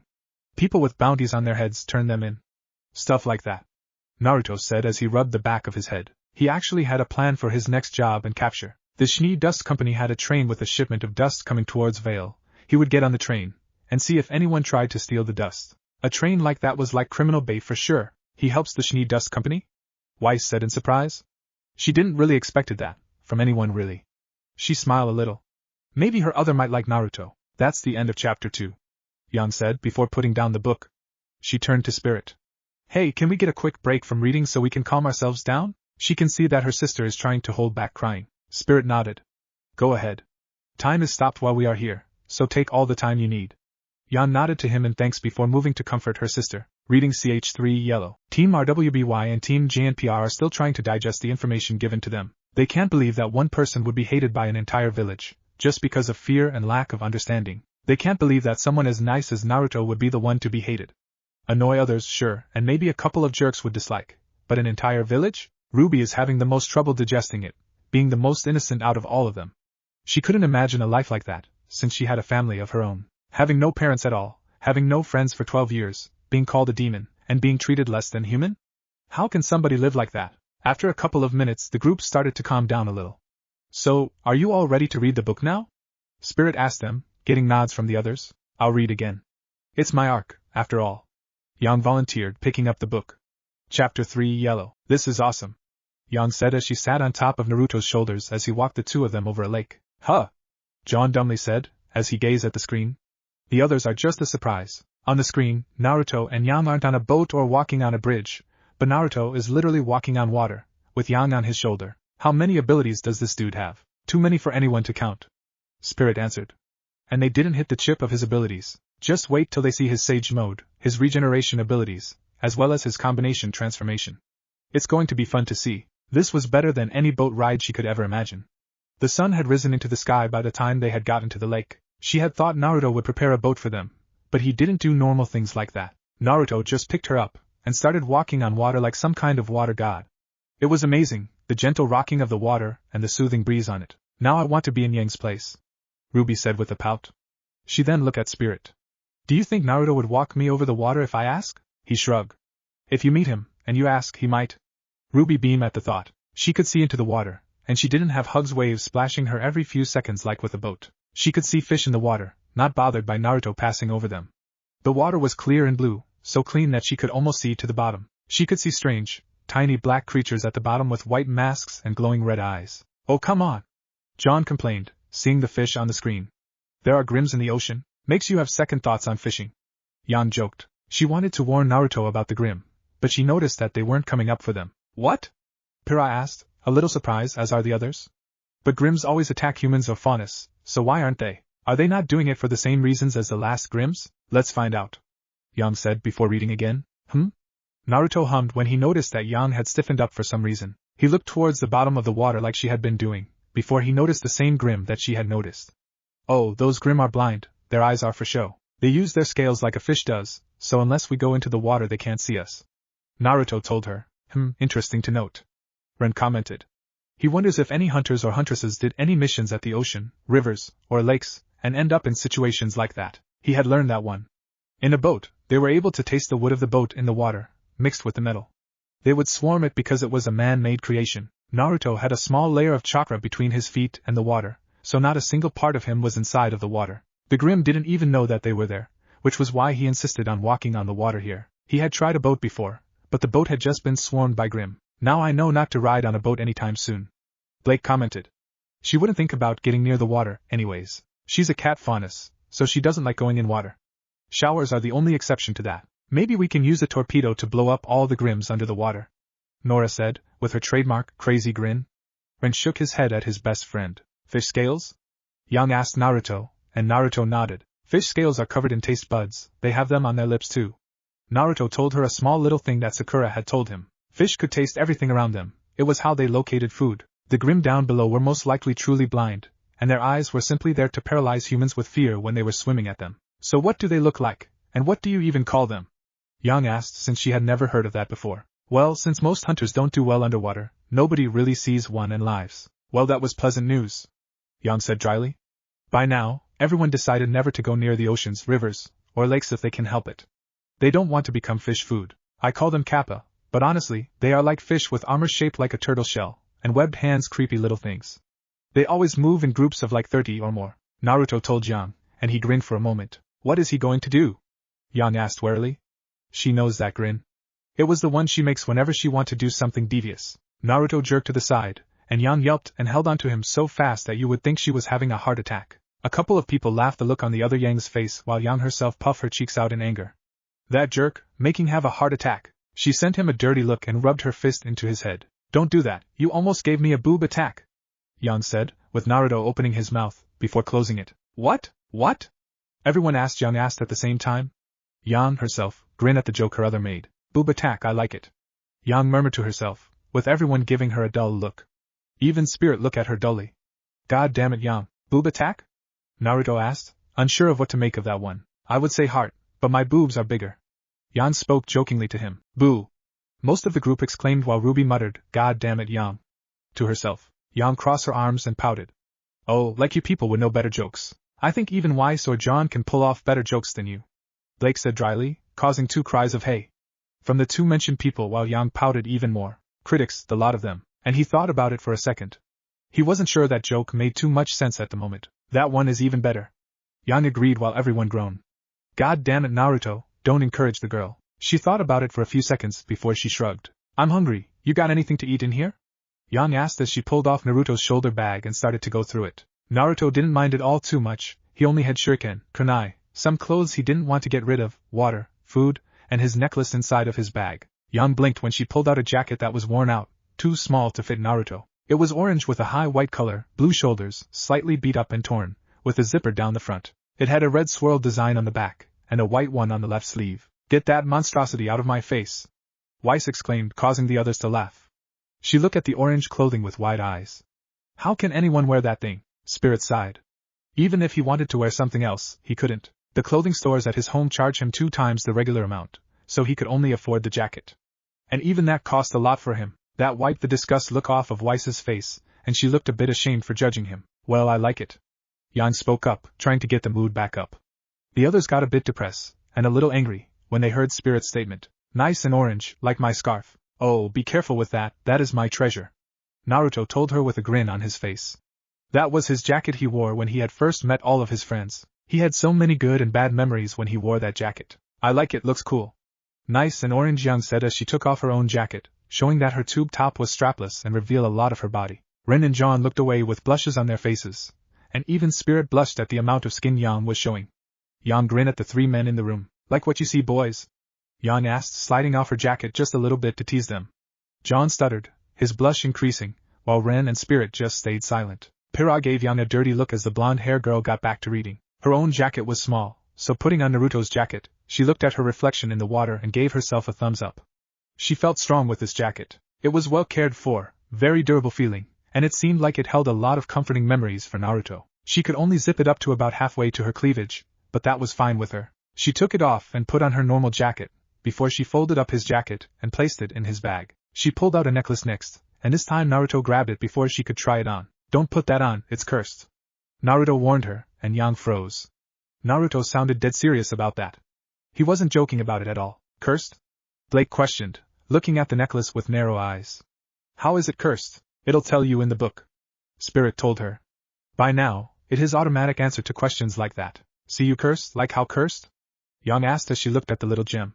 It was a beautiful green gem, rectangular shaped, and so brilliantly shining. If you aren't destined for great things, you die within a day of putting it on. Only 3 people, myself included, can safely wear that thing. Everyone else who wore it died. That is the only crystal like that in this entire world. Naruto told Yang truthfully. Most of the group's eyes widened at that information. Oh my. Blake said, shocked that a necklace like that exists, and she have no trouble believing Naruto, seeing that he's the type to horribly lie. And he isn't lying. Weiss, however, scoffed at that. Come on, there's no way that necklace is actually cursed, is it? Weiss asked, though there's some lingering doubt in her mind at her words. Spirit sighed, before getting the remote and changing the channel. Let me show you how ridiculous it is. Spirit told them, getting to the episode where part of Tsunade's past is revealed. Everyone's eyes widened in horror, as they watched 2 people that wore the necklace died. One was the woman's brother, and the other was her lover. Both of them wanted to be something greater, only to die when they wore that necklace. And that woman, Tsunade, watched as they die. Okay, so it's not that ridiculous. Weiss said, her voice significantly smaller now. Can't really blame her, considering what she saw. In his own world, there was another copy of the crystal. This world didn't have even 1 copy of the crystal, so his copy was the only one in existence here. In his own world, his necklace was worth 2 or more gold mines, and the mountains on top of them. Really? Everyone said with wide eyes. That necklace is worth that much and it's cursed? You could buy an endless supply of pancakes and syrup with that. Nora exclaimed, then her eyes lit up. Maybe Spirit here can make us one so we can. No. Spirit said with a frown. I'm not gonna make a cursed necklace, so don't bother asking. He has a feeling that Nora would eventually forget that it was cursed and put it on. So he's not taking chances. Nora pouted while Ren sighed in relief. Apparently, he was thinking the same thing Spirit did. Here, who knew how valuable it was considered, probably a lot, was the thought of everyone in the room. A one-of-a-kind crystal, only of its kind in existence. It would be no doubt the most valuable thing in the world. Yang very carefully put the crystal back into the bag, not wanting to touch it any more than she had to. She didn't want to die, because Naruto seemed like the type that sucked at lying. If he said the crystal was cursed, then it was a cursed crystal, not something that she wanted to mess with, since she figured Naruto was the type to never mess with cursed objects without a reason. So you are destined for great things? Yang asked, since if he could wear it, it meant that he was apparently supposed to do great things in life. The others listened more closely, not bothering to ask Spirit yet. Most likely, he will say that it's in the book. Well, I don't believe in destiny or fate. I believe we take fate into our own hands, and we get to decide our destiny. I want to do great things. I was told a prophecy about myself a while back. Naruto admitted to Yang, who was admittedly curious about this. She wasn't the kind of person that staked much claim in prophecy, but Naruto seemed serious about this. My master was technically given the prophecy, but I was told about it recently. Naruto corrected himself. So what is it? Yang asked, and Naruto cleared his throat. The prophecy speaks of the child of prophecy. The person who predicted it can see into the future. Well, he can see many outcomes. For the world, though, he has seen too, Naruto told her, and he frowned for a moment. He was the child of prophecy apparently, so he held the fate of whatever world he existed in the palm of his hands. No pressure. It didn't even apply to just his world. Any world that Naruto existed in would share the same fate that the prophecy foretold. Naruto had the fate of any world he lived in on his shoulders. 2 outcomes? Yang asked, the way Naruto went silent not being something she found comforting. I will either bring a lasting peace to this world, or I will utterly destroy it. I want to bring peace, Naruto told her, and Yang nodded slowly. That was a lot to take in, and Naruto didn't sound like he was bullshitting her. Her eyes widened when she truly started to realize what this meant, before her jaw dropped. If that was true, then peace or destruction for the world was going to be happening in her lifetime. Everyone's eyes widened a lot at that. So, in whatever world he is in, he can either destroy it or bring everlasting peace in it. Goddamn. Yang whispered, shocked. None of them don't really believe in fate, but Naruto doesn't seem the type to lie. And he sounds pretty serious about it. So their alternate world will either have peace or be destroyed. And the village treated him badly. Why? Blake whispered incredulously. That boy hold the fate of their world, so why did they treated him badly? They are lucky his friend saved him from his hate. None of them about knew the prophecy, so they didn't think how they treated him would affect them. Spirit said with shrug. And even if they did, they would refuse to believe a Jinchuriki hold the fate of the world. And yet, they would believe a little boy was a demon. I hope you bring peace. Yang whispered to herself, because she didn't want to watch the world burn. Naruto didn't seem like the kind of guy to want to destroy the world, and our others are very lucky for that, Rin said, with everyone agreeing. If Naruto still hated people when he got to their world, they didn't want to think about it. Yang pulled out some energy bars, not enough to fill up her empty stomach, and she was able to eat one of them in like 4 bites. Naruto grabbed the other, and in a single large bite he swallowed the entire thing whole. Well, I can see the taller buildings of the city. Well, shit, I forgot how close this place was to Vale. We could have walked a straight line after all, Naruto said after a moment. They had taken the long way around the mountain range, when they could have gone over the mountain. He just noticed that now. Weiss asked blankly, not sure of what to think about that. Spirit shrugged. Everyone has an off day. Yan noticed this, but this still had to finish crossing the lake, another forest, and go down a river before they were done. Naruto let her down onto sand when they finished crossing the river a mere 2 hours later, and the two of them started to run together to go through the next forest. So has my mom said anything to you? Yan asked him, kind of nervously. It was dawning on her that she was getting closer to her mother now, and she was kind of scared. Yan was a bit nervous as well. She always wondered if her mother ever thought about her or her dad. It was one of the things that plagued her mind. Not really, she mentioned that she had stuff to do and kind of left when she finished teaching me to read, write, and speak this language. She never really stays where she lives for long periods of time. Naruto told Yang, who seemed conflicted. Oh great. Yang said, a bit disappointed. So she can't expect hugs and kisses from mom then. Instead, she gonna expect someone cold and distant. She's a bit disappointed at that. Blake grabbed her partner's hand and squeezed it in support. Yang smiled at him thanks before going back reading. So that was what her mother was like, good for her to know. She shouldn't expect hugs and kisses, and warm greetings with a plate of cookies then. She was going to expect somebody more cold and distant. That was good. No, it wasn't. Yang was slightly disappointed at the way her mother sounded. Yang chuckled a little about her other thinking the exact same thing, but it wasn't loud enough for the others to hear. So, she never mentioned me then?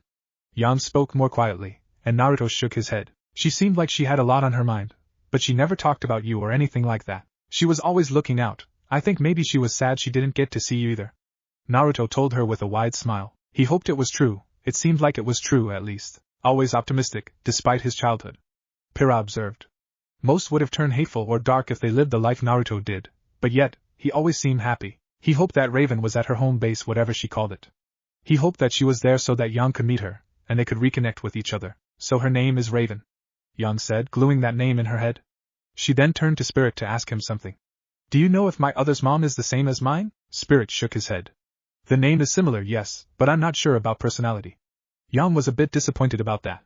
Well, it's something at least. Yang smiled for a moment, hoping his words were true as well. I don't know what I want to do first, punch her in damn face or hug her first.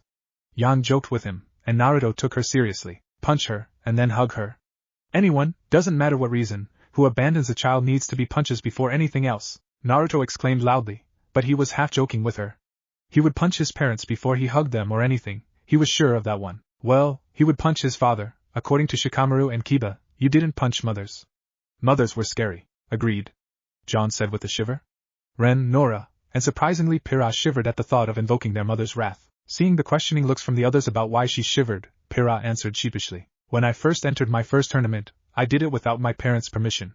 Meaningless to say, my mother didn't took kindly to that. That was the most scariest day of her life, after winning the tournament. So, the Grimm in these areas are big? Yang shouted when Naruto picked her up and jumped into a tree just as a large Grimm came at them from the ground. It came out of literally the ground, jumping out of a hole in the ground.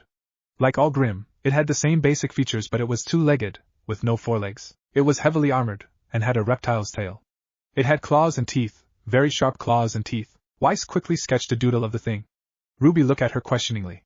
Why are you drawing the Grimm? The youngest huntress asked in confusion. It's so I know what to expect if we ever encounter one. Weiss told her without looking up from her drawing. We can quickly see the strength and weakness of this thing, and be prepared if we've ever fight it. Suddenly, 2 more pictures appeared in her lap, causing her to jump in surprise. The pictures are the elephant-like Grimm and the fish-like Grimm. In that case, take these pictures too. Like you said, better to prepared. Spirit told her. Weiss smiled at him gratefully before gathering up the pictures. Big creeper, about 10 times the size of a normal creeper, way bigger than a person. This one is experienced, Naruto said as he noted down the size. The bigger the Grimm, the more people it had killed and the more experienced it was. It had survived many battles, and gained a better understanding on how to fight and kill mortals. That is a lot of spikes. How do you think those spikes grow out of them? Where do they get the bone for it? Yang asked, since she had noticed that new Grimm didn't have those bone spikes on them. I have an idea, but I don't like it. Let's not think about it. Shadow Clone Jutsu, Naruto said as he created a clone next to him. They saw Spirit turn a bit green, causing all of them to look at him. Do you know how? Blake asked him. Like Naruto, I have an idea, but I'm not telling. Spirit told them, swallowing his bile rising up from his throat. Gah, these Grimms are disgusting. The creeper was looking around for them, while Naruto's clone started to palm thrust the air above his hand. Yan watched a spiraling yellow energy above his palm. It was a small sphere, the shell being dense, and thousands of tightly rotating spirals inside of it. It was like a contained storm in a sphere, beautiful and dangerous looking. The Rasengan? Naruto jumped off of the tree and landed on top of the creeper's back, before he slammed the sphere into the back of the dark creature. Yan was nearly blasted back by a powerful shockwave when the sphere expanded and exploded, taking out the entire Grimm and creating a crater in the ground. Naruto was already up in the air, having been unaffected by the recoil of his attack. Damn! John said in awe, voicing everyone's thought. That ability really is powerful. Naruto landed back on the branch, and the clone of Naruto puffed in a burst of smoke. Clone? Holy shit, you have 2 semblances! Yan shouted out, making a guess at what he could do. The ability to clone yourself, and make destructive attacks were so different, then they couldn't be part of the same semblance. That's what we want to know. Everyone simultaneously thought, all of them wanting to know Naruto's power came from. Does his people 2 or more semblances like that? Huh! No, that was the Rasengan, and the clone was a shadow clone. I don't have a semblance or an aura like you do, my abilities are different. Naruto told her with a grin. Spirit mentally counted to 1 until everyone yelled, what? But that's impossible! Weiss exclaimed, wide eyes. All humans and faunuses have semblances and aura, that's where we get our powers from. He didn't need to have an aura to defend his body from attacks, he was durable enough to take explosions head-on without flinching. He also had a healing factor and natural advantages, so he didn't worry too much about the different abilities. He has a healing factor? It was more a statement than a question from John. Is that guy broken or something? How can anyone have that many abilities? What? Everything with a soul has an aura. See, I can connect my aura to yours and oh my god, you don't have an aura. Yan shouted out in shock, truly and utterly surprised by the fact that when her yellow aura touched Naruto via hand contact, that nothing happened. Normally she could activate an aura, but with Naruto she was getting nothing. He didn't have an aura, and without an aura one couldn't have a semblance. How did he do the things he did? That's what we want to know! Everyone exclaimed, much to the amusement to Spirit and possibly any readers out there reading this. Told you so, and I'm not weird. Where my home is, nobody has an aura. The Grimm don't attack me because of it, unless I get in their way or get angry. They sense negative emotions. Naruto told her, and she was still rather shocked. Naruto didn't have an aura, his abilities were all natural to him, but he did them without using his soul's power. How? I mean that kind of ability has to use something to activate it, right? Yang asked, trying to understand where he got his power. It didn't make any sense to her. Tell us. Weiss demanded, yelling at the book.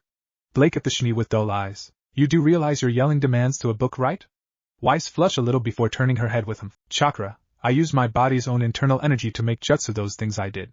Though if I run out of chakra I die unlike you, if you run out of aura you just can't use it. Kind of unfair. Naruto said with a pout. When you ran out of chakra, and you tried to use it you died. You could technically run out of chakra, but if you continued to fight after running out then that was it for you. I think it's pretty fair, considering you can use multiple abilities. John deadpan, getting Pirat to elbow him in the ribs. Oh, it's true, we can only use one semblance while this guy can use multiple abilities. I have to agree with the fool. Weiss said, getting a offended hey. From John. She ignored him. Yeah, I bet Yang said, just giving up on understanding Naruto's abilities. She would try and avoid thinking about it too much, and it would be much better for her sanity if she did. I think it's better for all our sanity. Rin said, rubbing his head. He slightly agreed with John about the broken thing. Well, let's get going, we can be there in like an hour or two. Naruto told Yang as they jumped down onto the ground, chunks of Grimm turning into smoke as it vanished into nothing. Yang gripped her fist, and looked up at the sun for a moment. She was so close. Yang gripped the book tightly in her hand. She might be able to meet her mother. While she would have preferred meeting her in person, she will gladly take this. No one asked if they can read next. They all can see that this is important to Yang. Reading CH4 yellow. Yang clutched the book in her hand so tightly that her fingerprints are being marked on it. Is this the chapter where I finally meet my mother? Yang asked Spirit. Spirit tapped his chin, wondering what he should while everyone thought that he's trying to remember, before speaking. It's reveal where Naruto last find her. Yang beamed and kept reading while Blake noticed Spirit's wording. Does that means Raven will? Oh god, Yang is going to be pissed. Chapter 3. Yellow. Yang read eagerly, wanting to see her other finally meet their mother. This is Mountain Glen, where Raven stays for the most part, Naruto said as he showed Yang the ruins of the expansion of the Kingdom of Vale, the failed attempt at expansion. Actually, the entire city was in ruins, and many of the people who lived here long since killed and eaten by Grimm. It was a depressing, desolate place filled with negative emotions of fear, anger, and sadness that echoed from the past. The dying screams seemed to be etched into the ruins, and the terror these people must have felt was carved into the ground with each Grimm battle scar and claw mark. Ruby shivered at the sight of Mountain Glen. It was not fun the first time we got there. Yang, Blake, and Weiss nodded in agreement to that. Then again, most of their adventures were not fun at all. Grimm still wandered around, attracted by the negative feelings this place had. She stays here? Yang asked, not sure what to make of this creepy-as-hell place. Naruto nodded and he could see a pack of Beowulfs coming towards them. Yang prepared herself for combat, before he placed a hand in front of her. She wondered what he was going to do, before he clapped his hands together. Yellow swirls of energy appeared around him, before Yang felt a heavy sensation appear around her body. The ground around Naruto started to vibrate, and rocks floated in the air with dust being kicked up. She didn't know what he was doing, but the Grimm stumbled and fell onto their faces. The Beowulf was a wolf-like humanoid-shaped Grimm, much like a werewolf. They ran on 2 or 4 legs, and at the moment the entire pack was on the ground thanks to the surprise burst of power that they felt in front of them. What the hell? John gasped in shock. What is he doing? That was the same question everyone else is mentally asking. Yang felt safe, sound, and warm despite the obvious danger that the chakra presented to the area around them. Blake's eyes lit up, figuring out Naruto's trick. He using positive energy in order to paralyze the Grimms. Everyone turned to Blake when she said that. Is that even possible? Weiss asked, though she's wondering why she's asking that.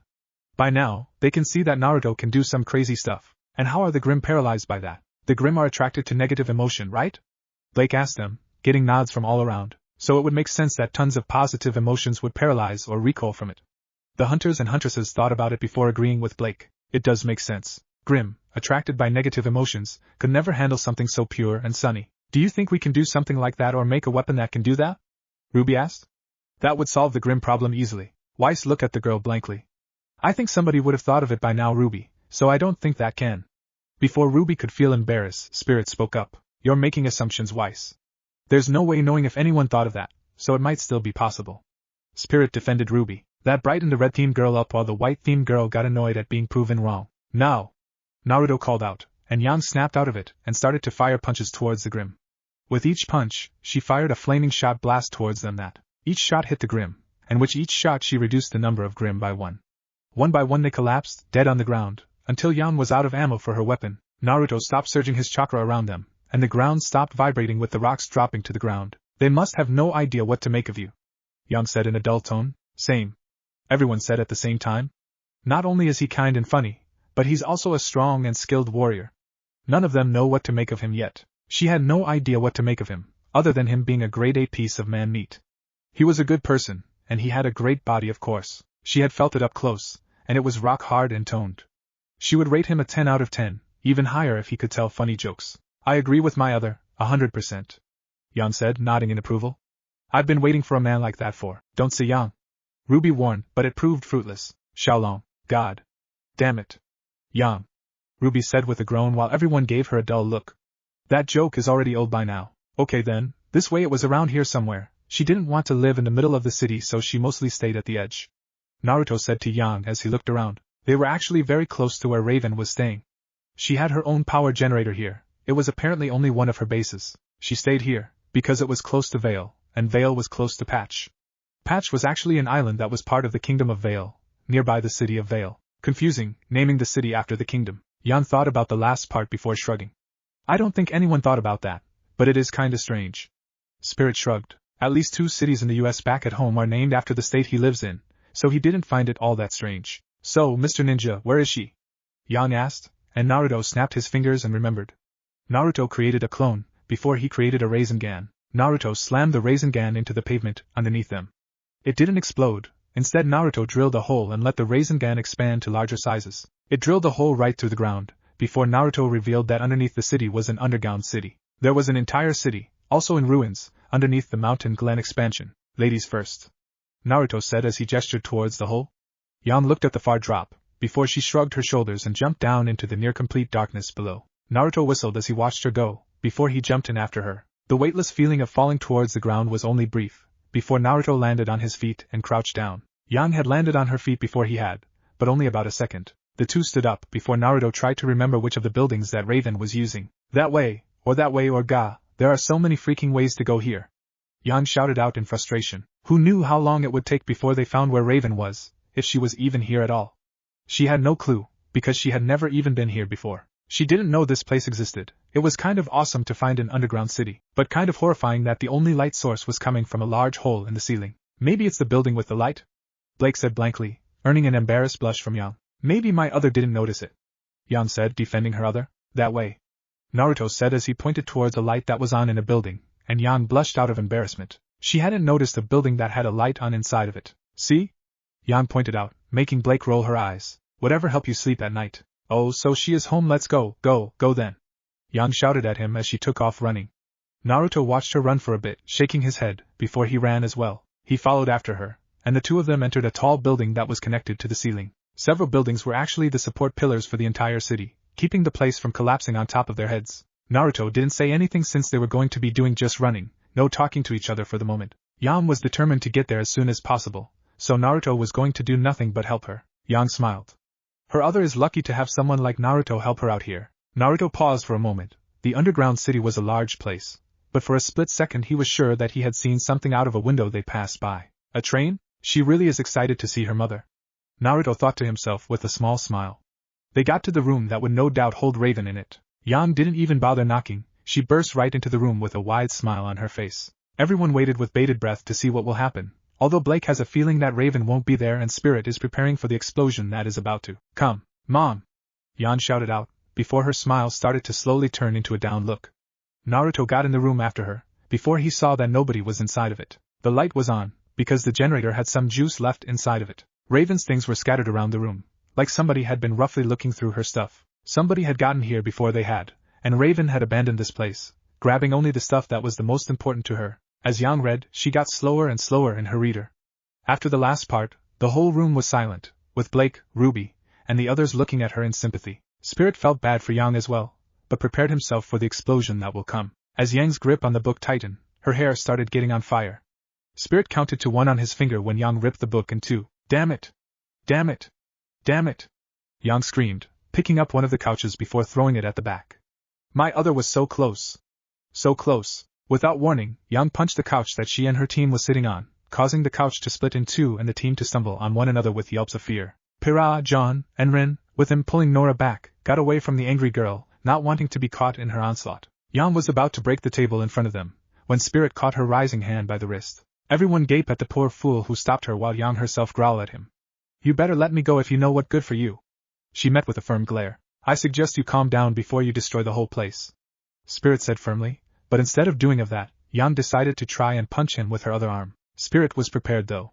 Without missing a beat, he catched the other fist in his palms, and then used his arms to twist the girl's body to the ground, surprising. When she landed on her stomach, Spirit quickly put her in a chokehold, and sat on her back to stop her from moving. I would like to have a calm, rational discussion, Spirit said to her in a low voice, though everyone can hear it. Do you think we can do that? When she didn't answer, his chokehold tightened up on her. Can we? She quickly nodded, causing him to release her. Without even looking, Spirit waved his hand, causing everything else to be prepared quickly, shocking everyone. At this place, I can do whatever I want. I can make body parts disappear, summon others here, maybe even change up your personality. So, make sure you don't displease me. He then turned to Yang. As for you, keep your temper in check. I don't want to be rebuilding this place over and over again, and if you don't, I'll set up a punishment for those who decide to challenge me. Everyone gulped a little at the look he gave all of them. It reminds them so much of Goodwitch, that they decide not to mess with him. After he fixed up the book, Yang got back on the chair and kept reading, a hint of anger in her tone. Yang looked down at the floor and saw papers and such laying all over the place. Young Naruto thought in sympathy for her. Rayara! Damn it! I got so close! Yang screamed out as she punched a nearby wall, putting her fist all the way through the brick. Her eyes had turned burning red, and she had watering eyes. She kicked around the papers on the floor, not caring at all what she was destroying. She flipped the bed and threw it at the wall, putting it right through the wall at that moment. She grabbed a lamp, before she slammed it onto the ground and shattered it. She got her hands on a stack of papers, before she ripped them to shreds and threw them all over the place. Wow, ironic that the two Yangs did the exact same thing. John said, chuckling a little. He shut up when Yang glared at him with her eyes turning red briefly. Naruto stood out of her way as she destroyed everything around her. She put her foot through a broken TV, before she grabbed an old doll and threw it through the window. She took a table, and snapped it over her knee. She threw one half into a kitchen, and the other half was flung at a couch. She was destroying whatever wasn't nailed down, that being everything in the room. Ruby looked at her sister nervously. Would you have done that here if Spirit haven't stopped you? Yang chuckled nervously, rubbing her head. Maybe. Was all Yang said. Everyone silently thanked Spirit for stopping her. They might have been caught in the crossfire. Looks like Raven escaped okay, no signs of any fighting. Naruto thought to himself, but let Yang have her moments of anger. She seemed like she had really been hoping for something good to happen, to be reunited with her mother. Naruto could see why she was so angry. Fuck, if he was her and this happened to him, he would be doing exactly the same thing. He would be even more destructive. He would have been more destructive? Weiss exclaimed with wide eyes. They have seen the destruction Yang could do, so hearing that he would have been more destructive terrifies him. I wouldn't want to face him when he's angry. Ren commented calmly, with a raised eyebrow. Was her hair on fire? Semblance. Everyone answered simultaneously. Why? Why can't I ever find you? Damn it! Yang screamed out her questions. She kicked the wall and put her foot through it, before she punched it. She busted her knuckle on the wall, but she punched it again. She grabbed a broken fridge, before she threw it out the window, making a bigger hole in the wall than before. That building is going to collapse, Ren stated, seeing the state of the building. It's a miracle it didn't do so now while Yang is destroying it. Yay, explosion! Nora cheered, causing her best friend to shake his head at the girl. Naruto picked up a few pictures he saw scattered across the ground, both of the pictures he found looking very old. One at least 17 years old, with the other being older than even that. The first one was one a tired woman, Raven, in a hospital gown holding on to a little baby Yang. The picture was worn, most likely because Raven looked at it a lot. Wait, what? Yang said, rereading that last part.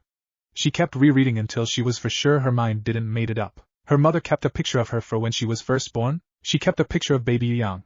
Ruby said, pointing out the obvious. The second one was of Raven, with 3 other people. The first being a man who looked similar to Naruto himself, short blonde hair, rounded face, well-muscled, peach skin. He had Yang's eyes though, lilac in color. He also shared the same color pattern to the way he dressed. Next was a woman leaning against the tree with a white cloak, red-tined black hair, and silver eyes. Finally, there was a tall man with a black cape holding onto a great sword. He had black hair, wore fancy clothes, and had a cross necklace around his neck. And she also kept a picture of herself when she was younger. Dad, Uncle Crow, and Mom. Ruby said, feeling a bit sad at seeing her mother, but she also felt happy Yang's real mom kept those pictures. Mom kept those all this time? Yang mumbled, still a bit shocked. Does mean her mom really does love her? It seemed like a picture of 4 friends, possibly of Raven and her team back in the day. So, she does have friends, good for her. Naruto thought, because he could guess who was Yang's father in this picture without having to try that hard. Arg. Damn it, fucking damn it. Why did I listen to you? Why can't I find her? Yang shouted at Naruto as she pushed him against the wall. Yang! Ruby scolded. It wasn't his fault that she wasn't there. Yang rubbed her head sheepishly, feeling a bit guilty. This guy doesn't seem to get a break with her. I'm sorry, okay? When you're angry, your mind doesn't clear up well. She slammed her forehead into his chest with her back arched forward, and she didn't let Naruto see the tears falling down her cheeks. She didn't want anyone to see her crying, even more so somebody she just met last night. That just means today wasn't the day, and it isn't like you will never see her again, but I think I can answer this: your mom loved you so much, Naruto told Yang as wrapped an arm around her. She hiccuped before he heard her snorting. He no doubt was going to have spit and snot on his shirt, along with her tears. Yang felt a bit embarrassed. She doesn't like anyone, let alone a stranger, to see her cry like that. That would ruin her confident girl image. No, she doesn't. She abandoned me. She knew I was coming, so she left again. I bet she wishes I was never born. Yang muttered to him, and Naruto frowned at her. Did you really think that? Blake asked, with the others looking at Yang. The blonde-haired girl was silent for a moment before speaking. That thought sometimes crossed my mind whenever I look for her. She couldn't help, but sometimes think that whenever she's searching for her. But now you know that actually does care. Ruby said, pointing at the screen. Nobody would keep a photo for no reason. Yang smiled, her eyes watering a little. Yeah, I guess you're right, sis. Yang said softly, before reading again while holding back tears. Here, look at this. Naruto said gently, pushing Yang off of him and handing her the picture that Raven had left behind in a hurry. Yang couldn't see it very well, but she could see it was a picture of a happy Raven holding onto a little baby. Me, she looks so happy. Yang said as she held the pictures, but focused on the picture with her in it with Raven. She really does, Yang said, being uncharacteristically quiet and subdued. Nobody can blame her. Any one of them would be like that if they were in her shoes. Even Nora would be like that. Whatever reason she left you, I am sure that she loves you still. Look at it this way. When you finally see her, you can give her back this picture. I am sure she is missing it, and you very much. Naruto told her, and Yang bit her lip as the tears started to form in her eyes again. Her red eyes having turned purple again. She started to sob a little, before she pulled Naruto close to hug him. She broke down. This time she broke down out of happiness. The Yang reading the book tried to help down the tears and sob. Before anyone else can do anything, Spirit walked over and gently grabbed the book. I'll read for right now. Looks like you need to compose yourself. Yang nodded to him before he went back to his recliner, and reopened the book. She felt Ruby and Blake grab each of her hands, squeezing them in support, while Weiss offered her silent support. She nodded to her team, grateful that they are here for her, before they all paid attention to Spirit reading. Even if she didn't find her mother, at least she learned that her mother loved her. She was filled up with the knowledge that her mother, at least at one point, was very happy to have her. It gave her hope that Raven didn't abandon her because she wanted to. Not only that, but with this entire thing she had gotten one step closer to finding her mother. She had nearly found her, almost tracked her down only to miss her by a few hours or a few days. It can't have been that long if the generator was still running. One step closer than I did. Yang said softly, feeling envious for her other. She never got that close, never knew if her mother loved her or not, until today. She feels a bit grateful that Spirit teleported all of them here to read. Thank you, Naruto, I can't thank you enough for doing all this for me, a stranger, Yang said as she lightly bobbed her hand against his chest after she had finished crying a little. She had been able to get control of herself again. She still had tears falling down her cheeks, so she couldn't show Naruto her face right now. Strangers are just friends you haven't met yet, or enemies whose asses need kicking before they become friends. Naruto told her, playful twinkle in his eyes. Yang snorted before she laughed at what he said. Yang snorted a little, still a bit teary. He's an optimist, much like Ruby. There's nothing wrong with being positive. Ruby protested, causing Yang to chuckle at her baby sister. I know, I'm just teasing little sis. Yang said lightly, and hey, this little adventure was fun. I learned some new things, saw some cool sights, and got to explore around. My little sister is going to be so jelly, Yang told him, a twinkle in her own eye. Yes, I would be, Ruby said with a pout. She would have liked to go on an adventure like that before Beacon, but she wasn't so sure if her dad would be okay with her hanging out with a guy. She was forcing herself to look at the silver lining. She had been able to experience new things, some things that really excited her. Let's get out of here then, this place is so creepy, Naruto said with a shiver. With the room destroyed, the place looked like it was haunted. It had that general vibe to it anyway, with the ruins of a destroyed city right outside. Agreed, Ruby said with a shiver. She would like to never go back to that place again. What, can't handle creepy? Yang asked with a sly smile. The two of them laughed at Naruto's expense for the moment, before they heard the rumble of the roof over their heads. Told ya? Rin said while his friend cheered beside him at the incoming collapse. Shit! Naruto shouted as he grabbed Yang, and jumped out of the hole in the wall just as the room came crashing down. The supporting walls taken down, and when the room came crashing down, each floor came crashing down with it. It took minutes for the building to completely fall over, with Naruto looking at Yang, who seemed to sheepishly looking away from him. Yang also looked sheepish, with Weiss and Blake giving her dull looks. Only you would make a building collapse. Weiss stated dully. That building was old, it was gonna crash at some point. Yang defended herself. Well, that building had not been that stable, and it was a very old building. It was bound to come crashing down at some point. Today was that point. See? Yang said before she blinked. Wow, that the second my other thought the same thing I did. Shows that our alternate selves are not that different. Blake said before turning to Spirit. Is the next chapter going to be a yellow one again? Yep, but it will be the end of the yellow arc, Spirit said, before tossing the book to Yang. Yang smiled at him before eagerly reading the next chapter about her other and Naruto. She is liking Naruto more and more, the more she read. He's been kind and understanding with her, even though she didn't make a good first impression. He is fun to be around, helped her get one step closer to her mother, not to mention have good looks and lean body. He sounds like the perfect guy for her to date. Wait, what? Yang blinked before she shook her head. No, she couldn't be. Naruto is a character in a book, she couldn't be falling for him. Then again, he's actually from an alternate dimension, so he isn't a fake character. Still, she couldn't be falling over him, could she? Reading CH5, Yellow. Chapter 5, Yellow. Yang reads.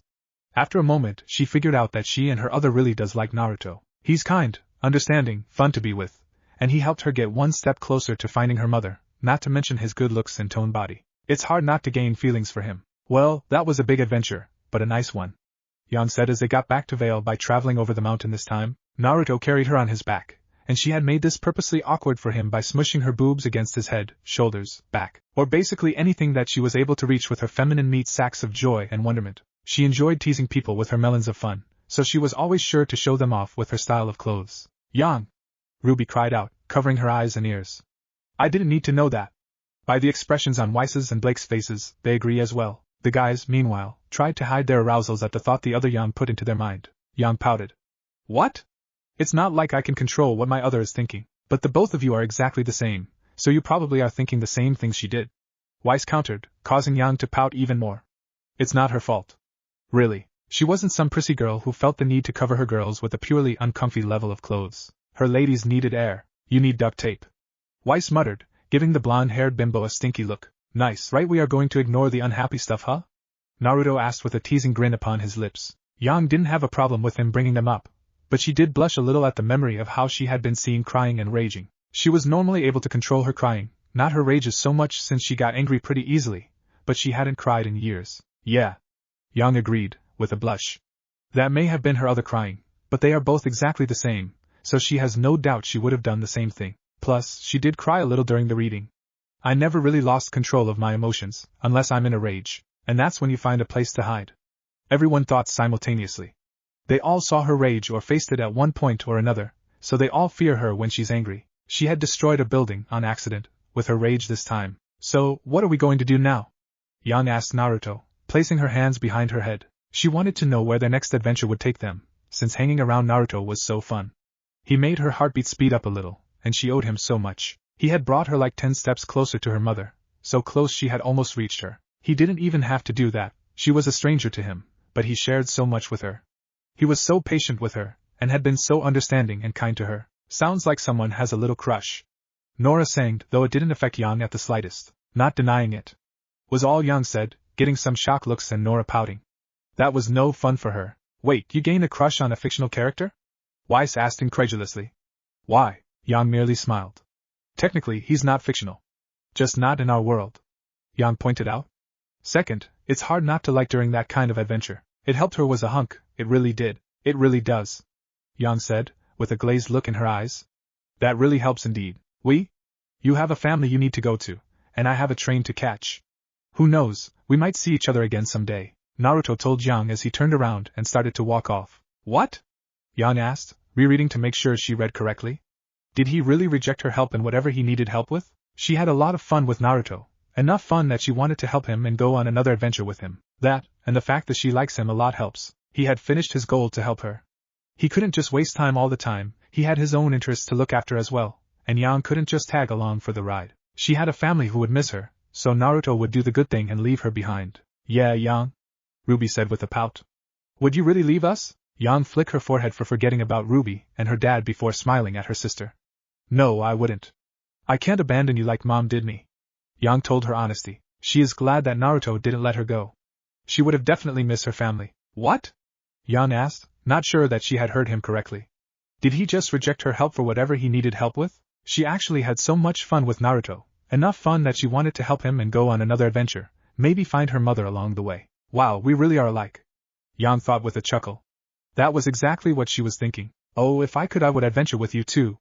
Trust me on that, you are super awesome and all that, but I don't want to separate you from your family, they would miss you. Naruto spoke awkwardly, and Yang scratched the back of her head. Yang blushed a little, flattered that Naruto complimented her like that. She was flattered that Naruto complimented her, but at the same time she was a little sad. In the 24 hours that she had known him, Naruto had actually very quickly found a place in her heart as a friend, and somebody she had an attraction to. Yang blushed a little, seeing that she is right.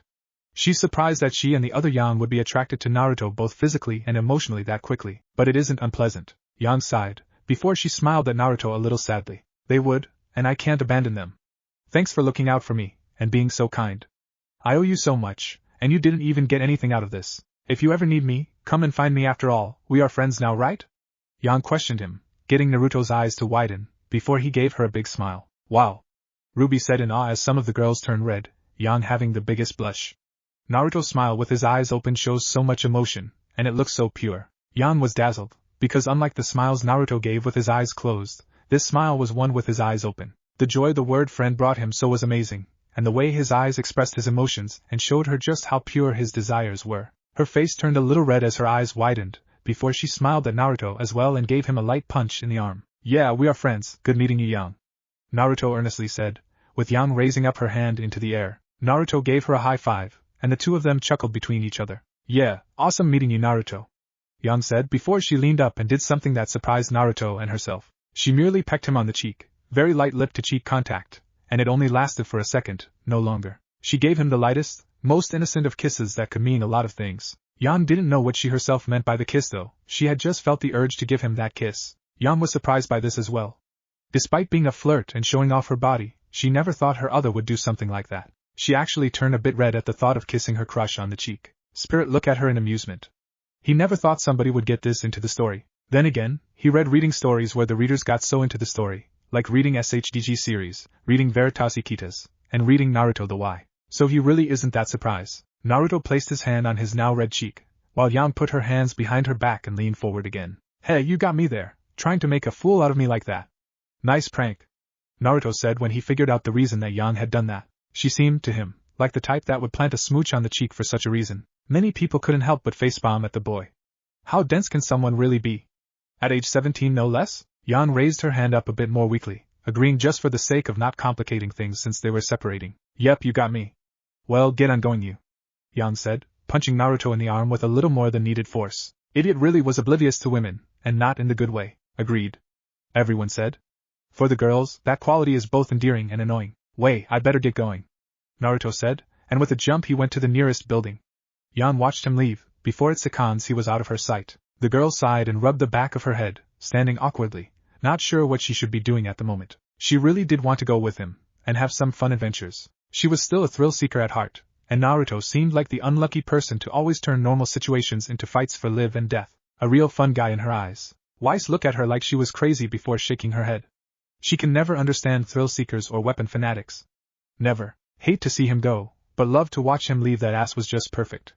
Yang joked to herself more seriously. She hated to watch him leave as well, but she did enjoy the view of his ass. Yang! Ruby cried out with a big blush, as well as the other girls. The guys, however, turned green. Yang merely grinned at them. Oh, like you girls don't like seeing that ass. Yang said, only to be hit by a pillow, courtesy of Blake. Guys weren't the only gender that could ogle the opposite sex, and Yang likes some eye candy just as much as any dude. Thank you for pointing that out, Spirit said. He doesn't like it when guys are the main ones being pointed out as perverts, despite the stories he writes. True, most guys are at least a little perverted, but so are girls. Gender doesn't change personalities all that much. She also liked being eye candy though. No one can argue with that. Blake muttered, looking at the revealing outfit Yang is wearing. If she didn't see Yang blushed a couple of times in the story, she would have thought Yang doesn't know the definition of embarrassment. Yang looked at the new picture that she had gotten. She had already seen the other picture. Her dad and late stepmom both had copies of the team picture. Her dad being Taeyang, the blonde-haired man in the picture, and her stepmother being Summer Rose, the silver-eyed woman. Heck, her uncle was in the picture as well, Crow Branwen, and he must have a copy of the picture as well. Her baby picture was the one that she had never seen before, so she just looked at it for a while. She really did have a lot to thank Naruto for, like confirming her mother's love for her and setting her mind at ease for starters, saving her life from a collapsing building near the end of the journey. There's a lot I need to thank him for, Yang said softly, blushing a little. She knows she's getting a little too into the story, but she can't really help it. There was so much that she could thank him for in the last day, and she didn't believe that she had really done anything to deserve the good way he treated her. Yeah, reminding him that he doesn't have a family, that they might have abandoned him, that he was looking for the guy his crush likes, and slamming him into a wall that isn't his fault doesn't help all that much. John said, only to freeze when Yang glared at him with red eyes. You want to come here and say it to my face? No. No. I'm good. John yelped, shielding his face. He doesn't to feel any of Yang's punches. Yang's heart was warmed his genuine kindness that had been shown to her, and she was exactly the same way, willing to help strangers. Even she wouldn't go on an adventure with somebody she didn't even know, one that you knew would be dangerous. She wouldn't guide a stranger through hostile lands, or truly help them every step of the way. I don't think anyone here would, Spirit said, looking at everyone. Ruby maybe, and maybe Pyrrha and Nora as well, but everyone else? No. No one argued, knowing that he's right. Pyrrha, Ruby, and Nora, however, being more in Nora's case, grinned widely at the compliment. Yang!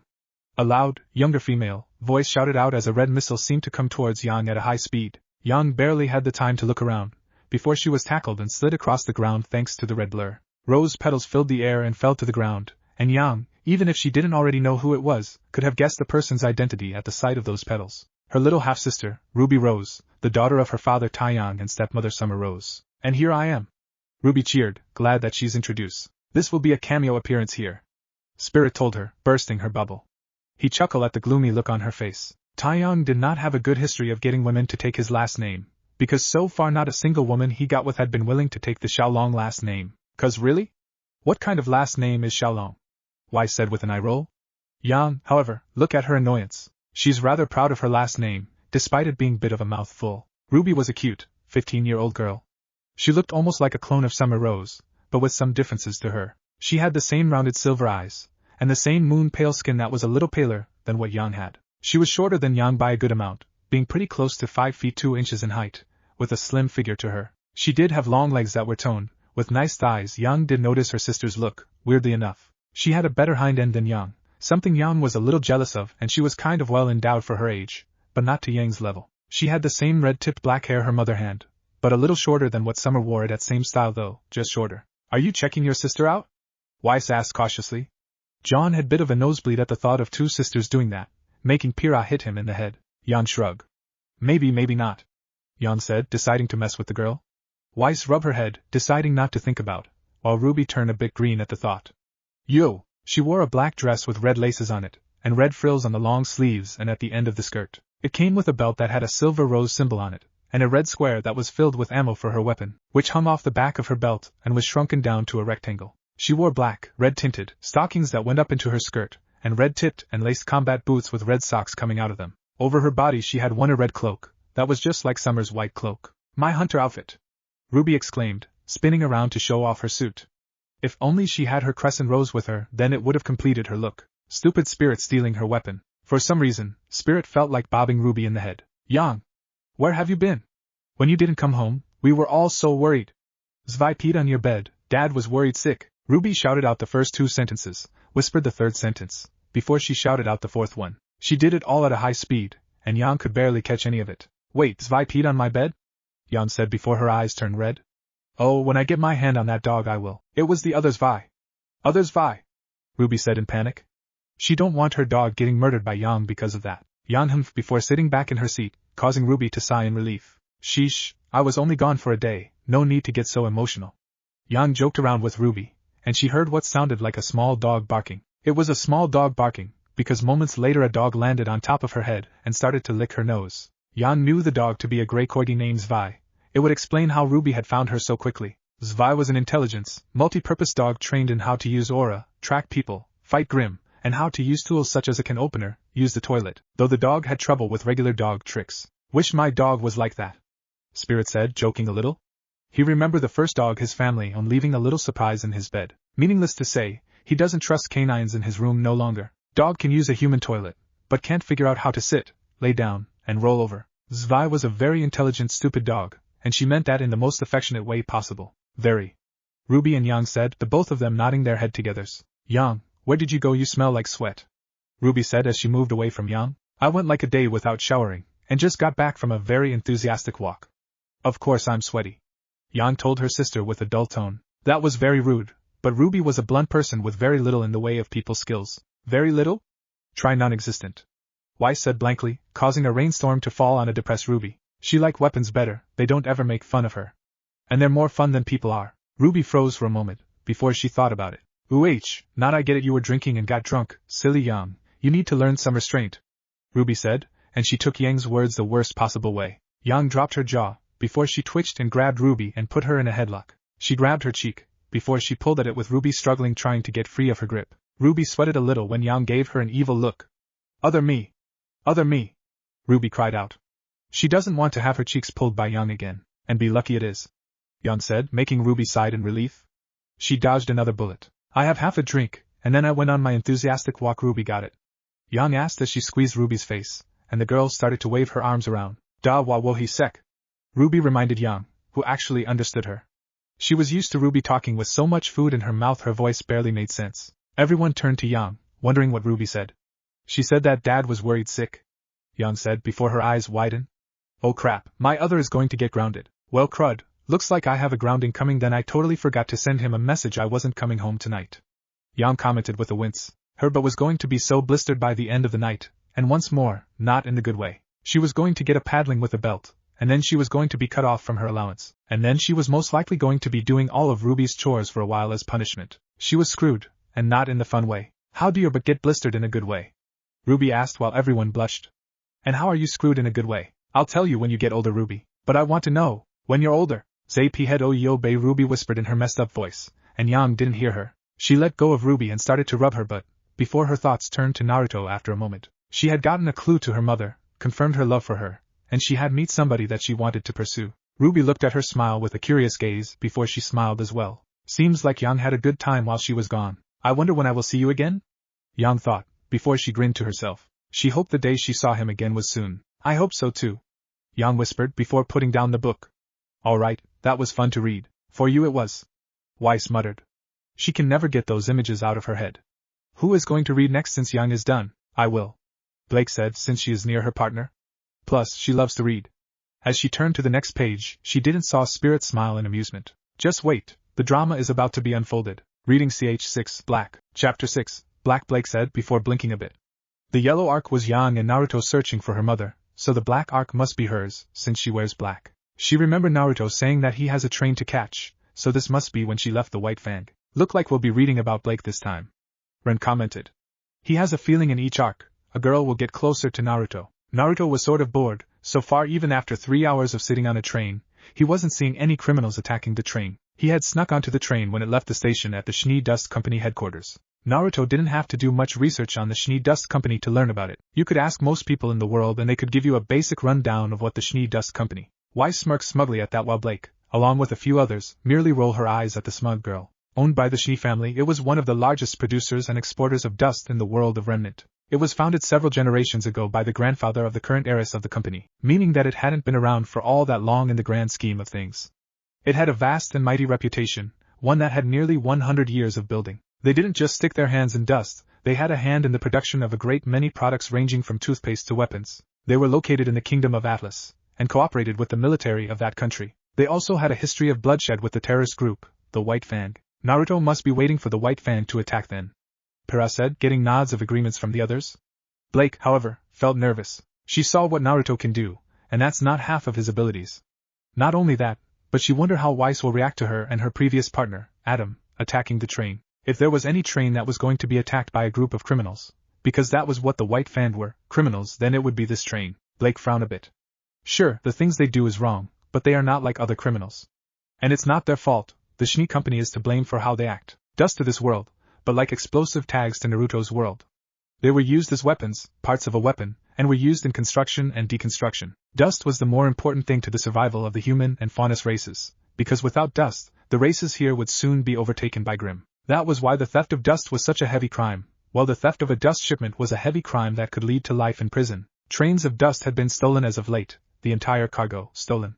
All belonging to the Schnee. No other dust company had been attacked and had their belongings stolen. That's because the other companies aren't racist. Blake responded, getting Weiss to growl. She can't argue with that though, it is true. It was affecting not just the Schnee, but people as well.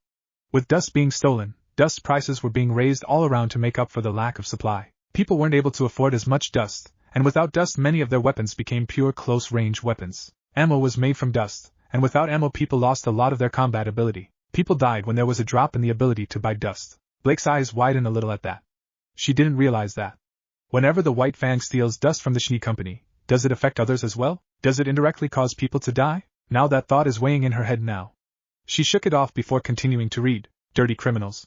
Naruto thought with a twitching eye. He didn't give a shit if they were human, faunus, or some kind of hybrid. If your actions caused great amounts of death, and you were willingly taken part in them, then that made you a criminal who needed to serve out a good long sentence in prison. Blake flinched a little at that.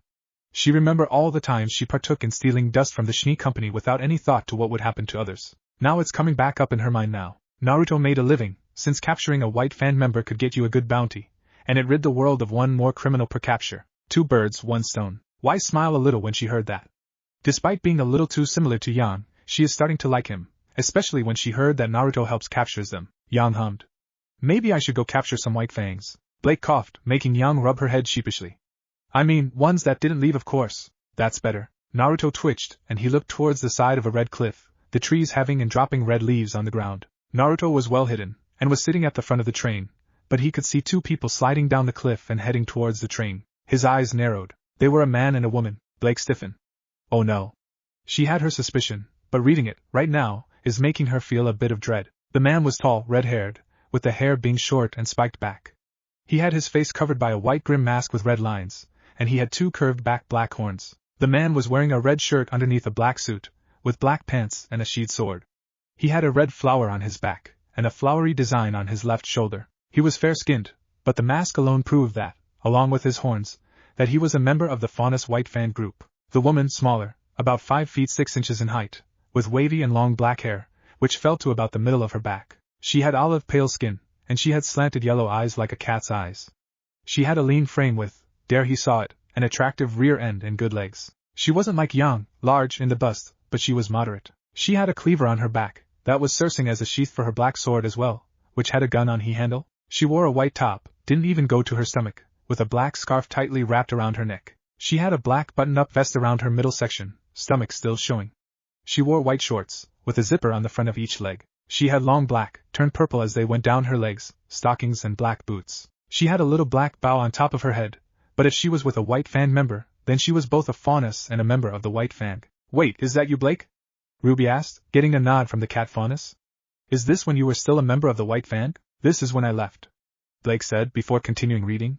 That nervousness started turning to fear for her other, with her skin turning pale. Naruto is strong, so he might defeat her and Adam easily. They jumped off the cliff, before they landed on top of the train. The mail cut open and way to enter the train, before the 2 of them jumped inside of the train. Naruto looked towards some of the flatter dust carriers, before he jumped on one of them. If they were looking for dust, then they would need to come to him eventually to get to the dust on this part of the train. They would also need to get through the robots guarding the room they had landed in. The robots are the easy part, Blake said mainly to herself.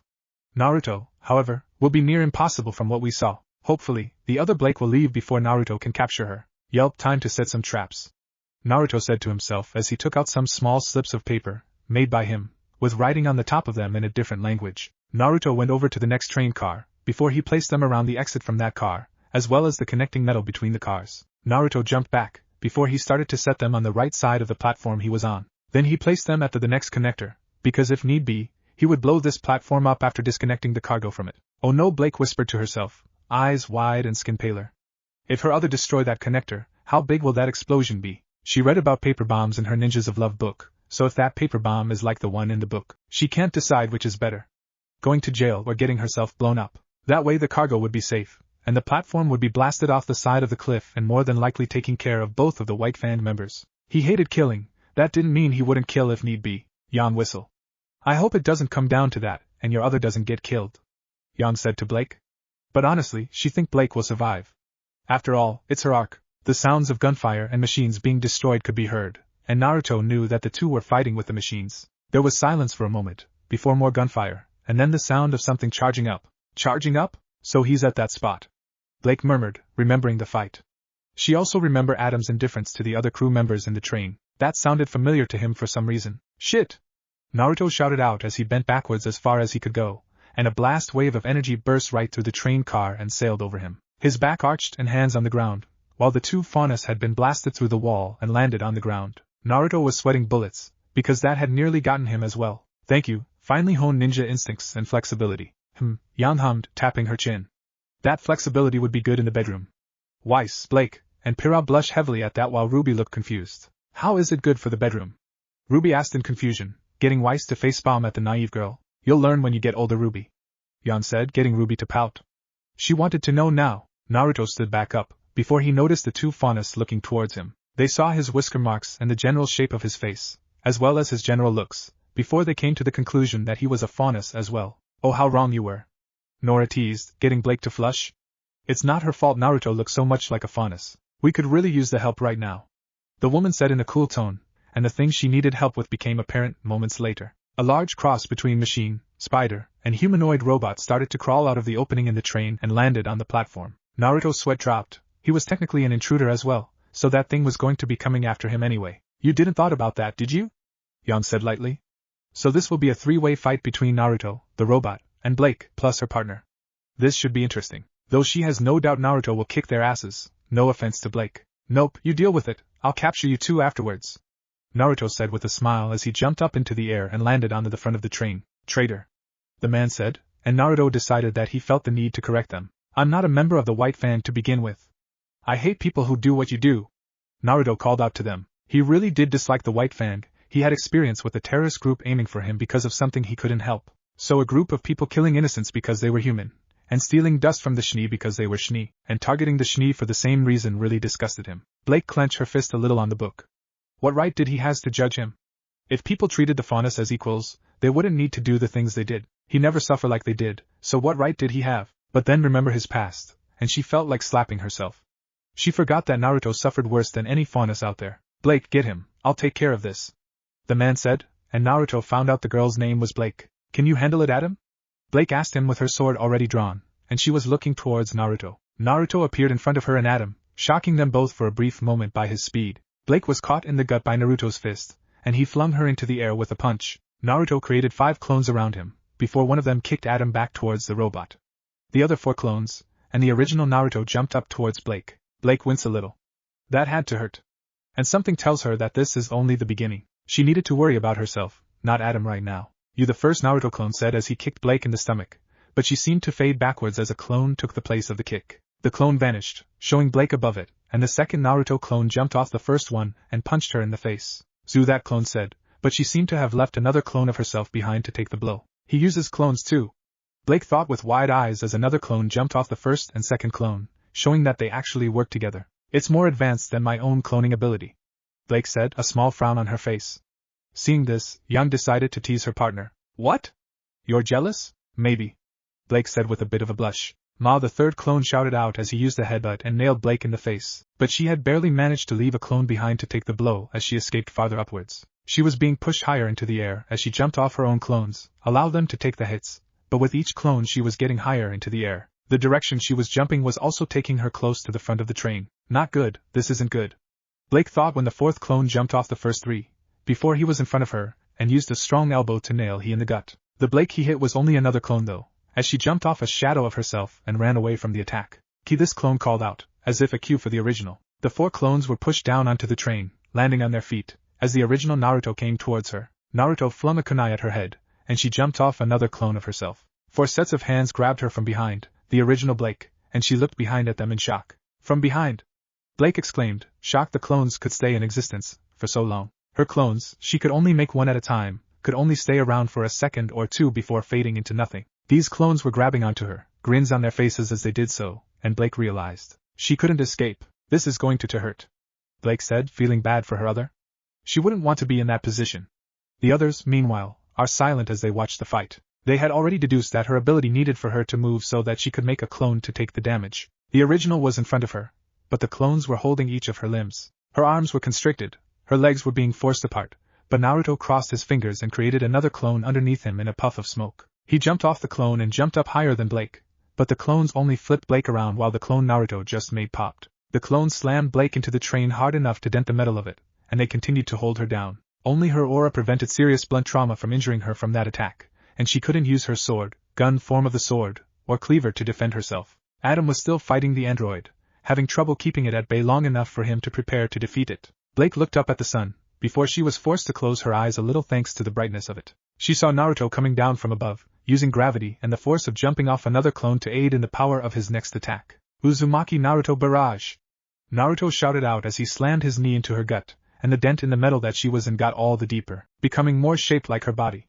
Blake gasped in pain, the wind knocked out of her, but her aura still holding up so that her injury was only going to be a bruise. Blake winced, as did the others. She is right. That looked like it did hurt. The clones around her popped, and she threw her sword behind her, attached to a ribbon. It landed on the robot, and she pulled herself out of the indent, and went flying, before she landed on top of the robot. You aren't running from me! Boom! Naruto called out as he placed his hands together, and Blake was blasted off of the robot when the entire thing exploded. She and Adam were both caught up in the flames, before they smashed against the ground. Naruto didn't blow up the entire platform, he only blew up the part of the traps he had set. Chunks of metal shot all around. Before Naruto got pierced through the shoulder with a chunk of metal, it wasn't all that deep of a wound, and would heal pretty soon. It still hurt though as Naruto ripped it out of his shoulder. How can somebody heal and brush off something like that? John exclaimed in shock. Sure, they heard about the healing ability, but seeing it is another thing. What next? Will he take a chainsaw to the back? Spirit coughed, hiding his laughter. If only they knew. Blake and Adam were still awake and alive, but that explosion had deleted their aura with how strong it was. Naruto jumped down onto the platform, before he formed a clone next to him, and it started to create a Rasengan in his hand. The two tensed before Adam went running towards Naruto with his red sword drawn. Naruto drew a kunai with his free hand, before he ran towards Adam. Naruto's clone ran behind him with a kunai in hand as well. Oh! Blake murmured, knowing about Adam's ability to absorb energy.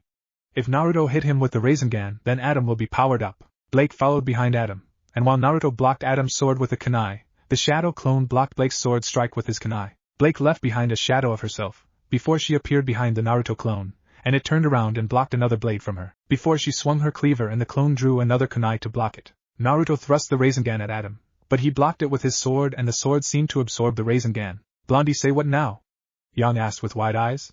Was that his semblance? She, along with others, turned to Blake for answers. Yes, that is his semblance.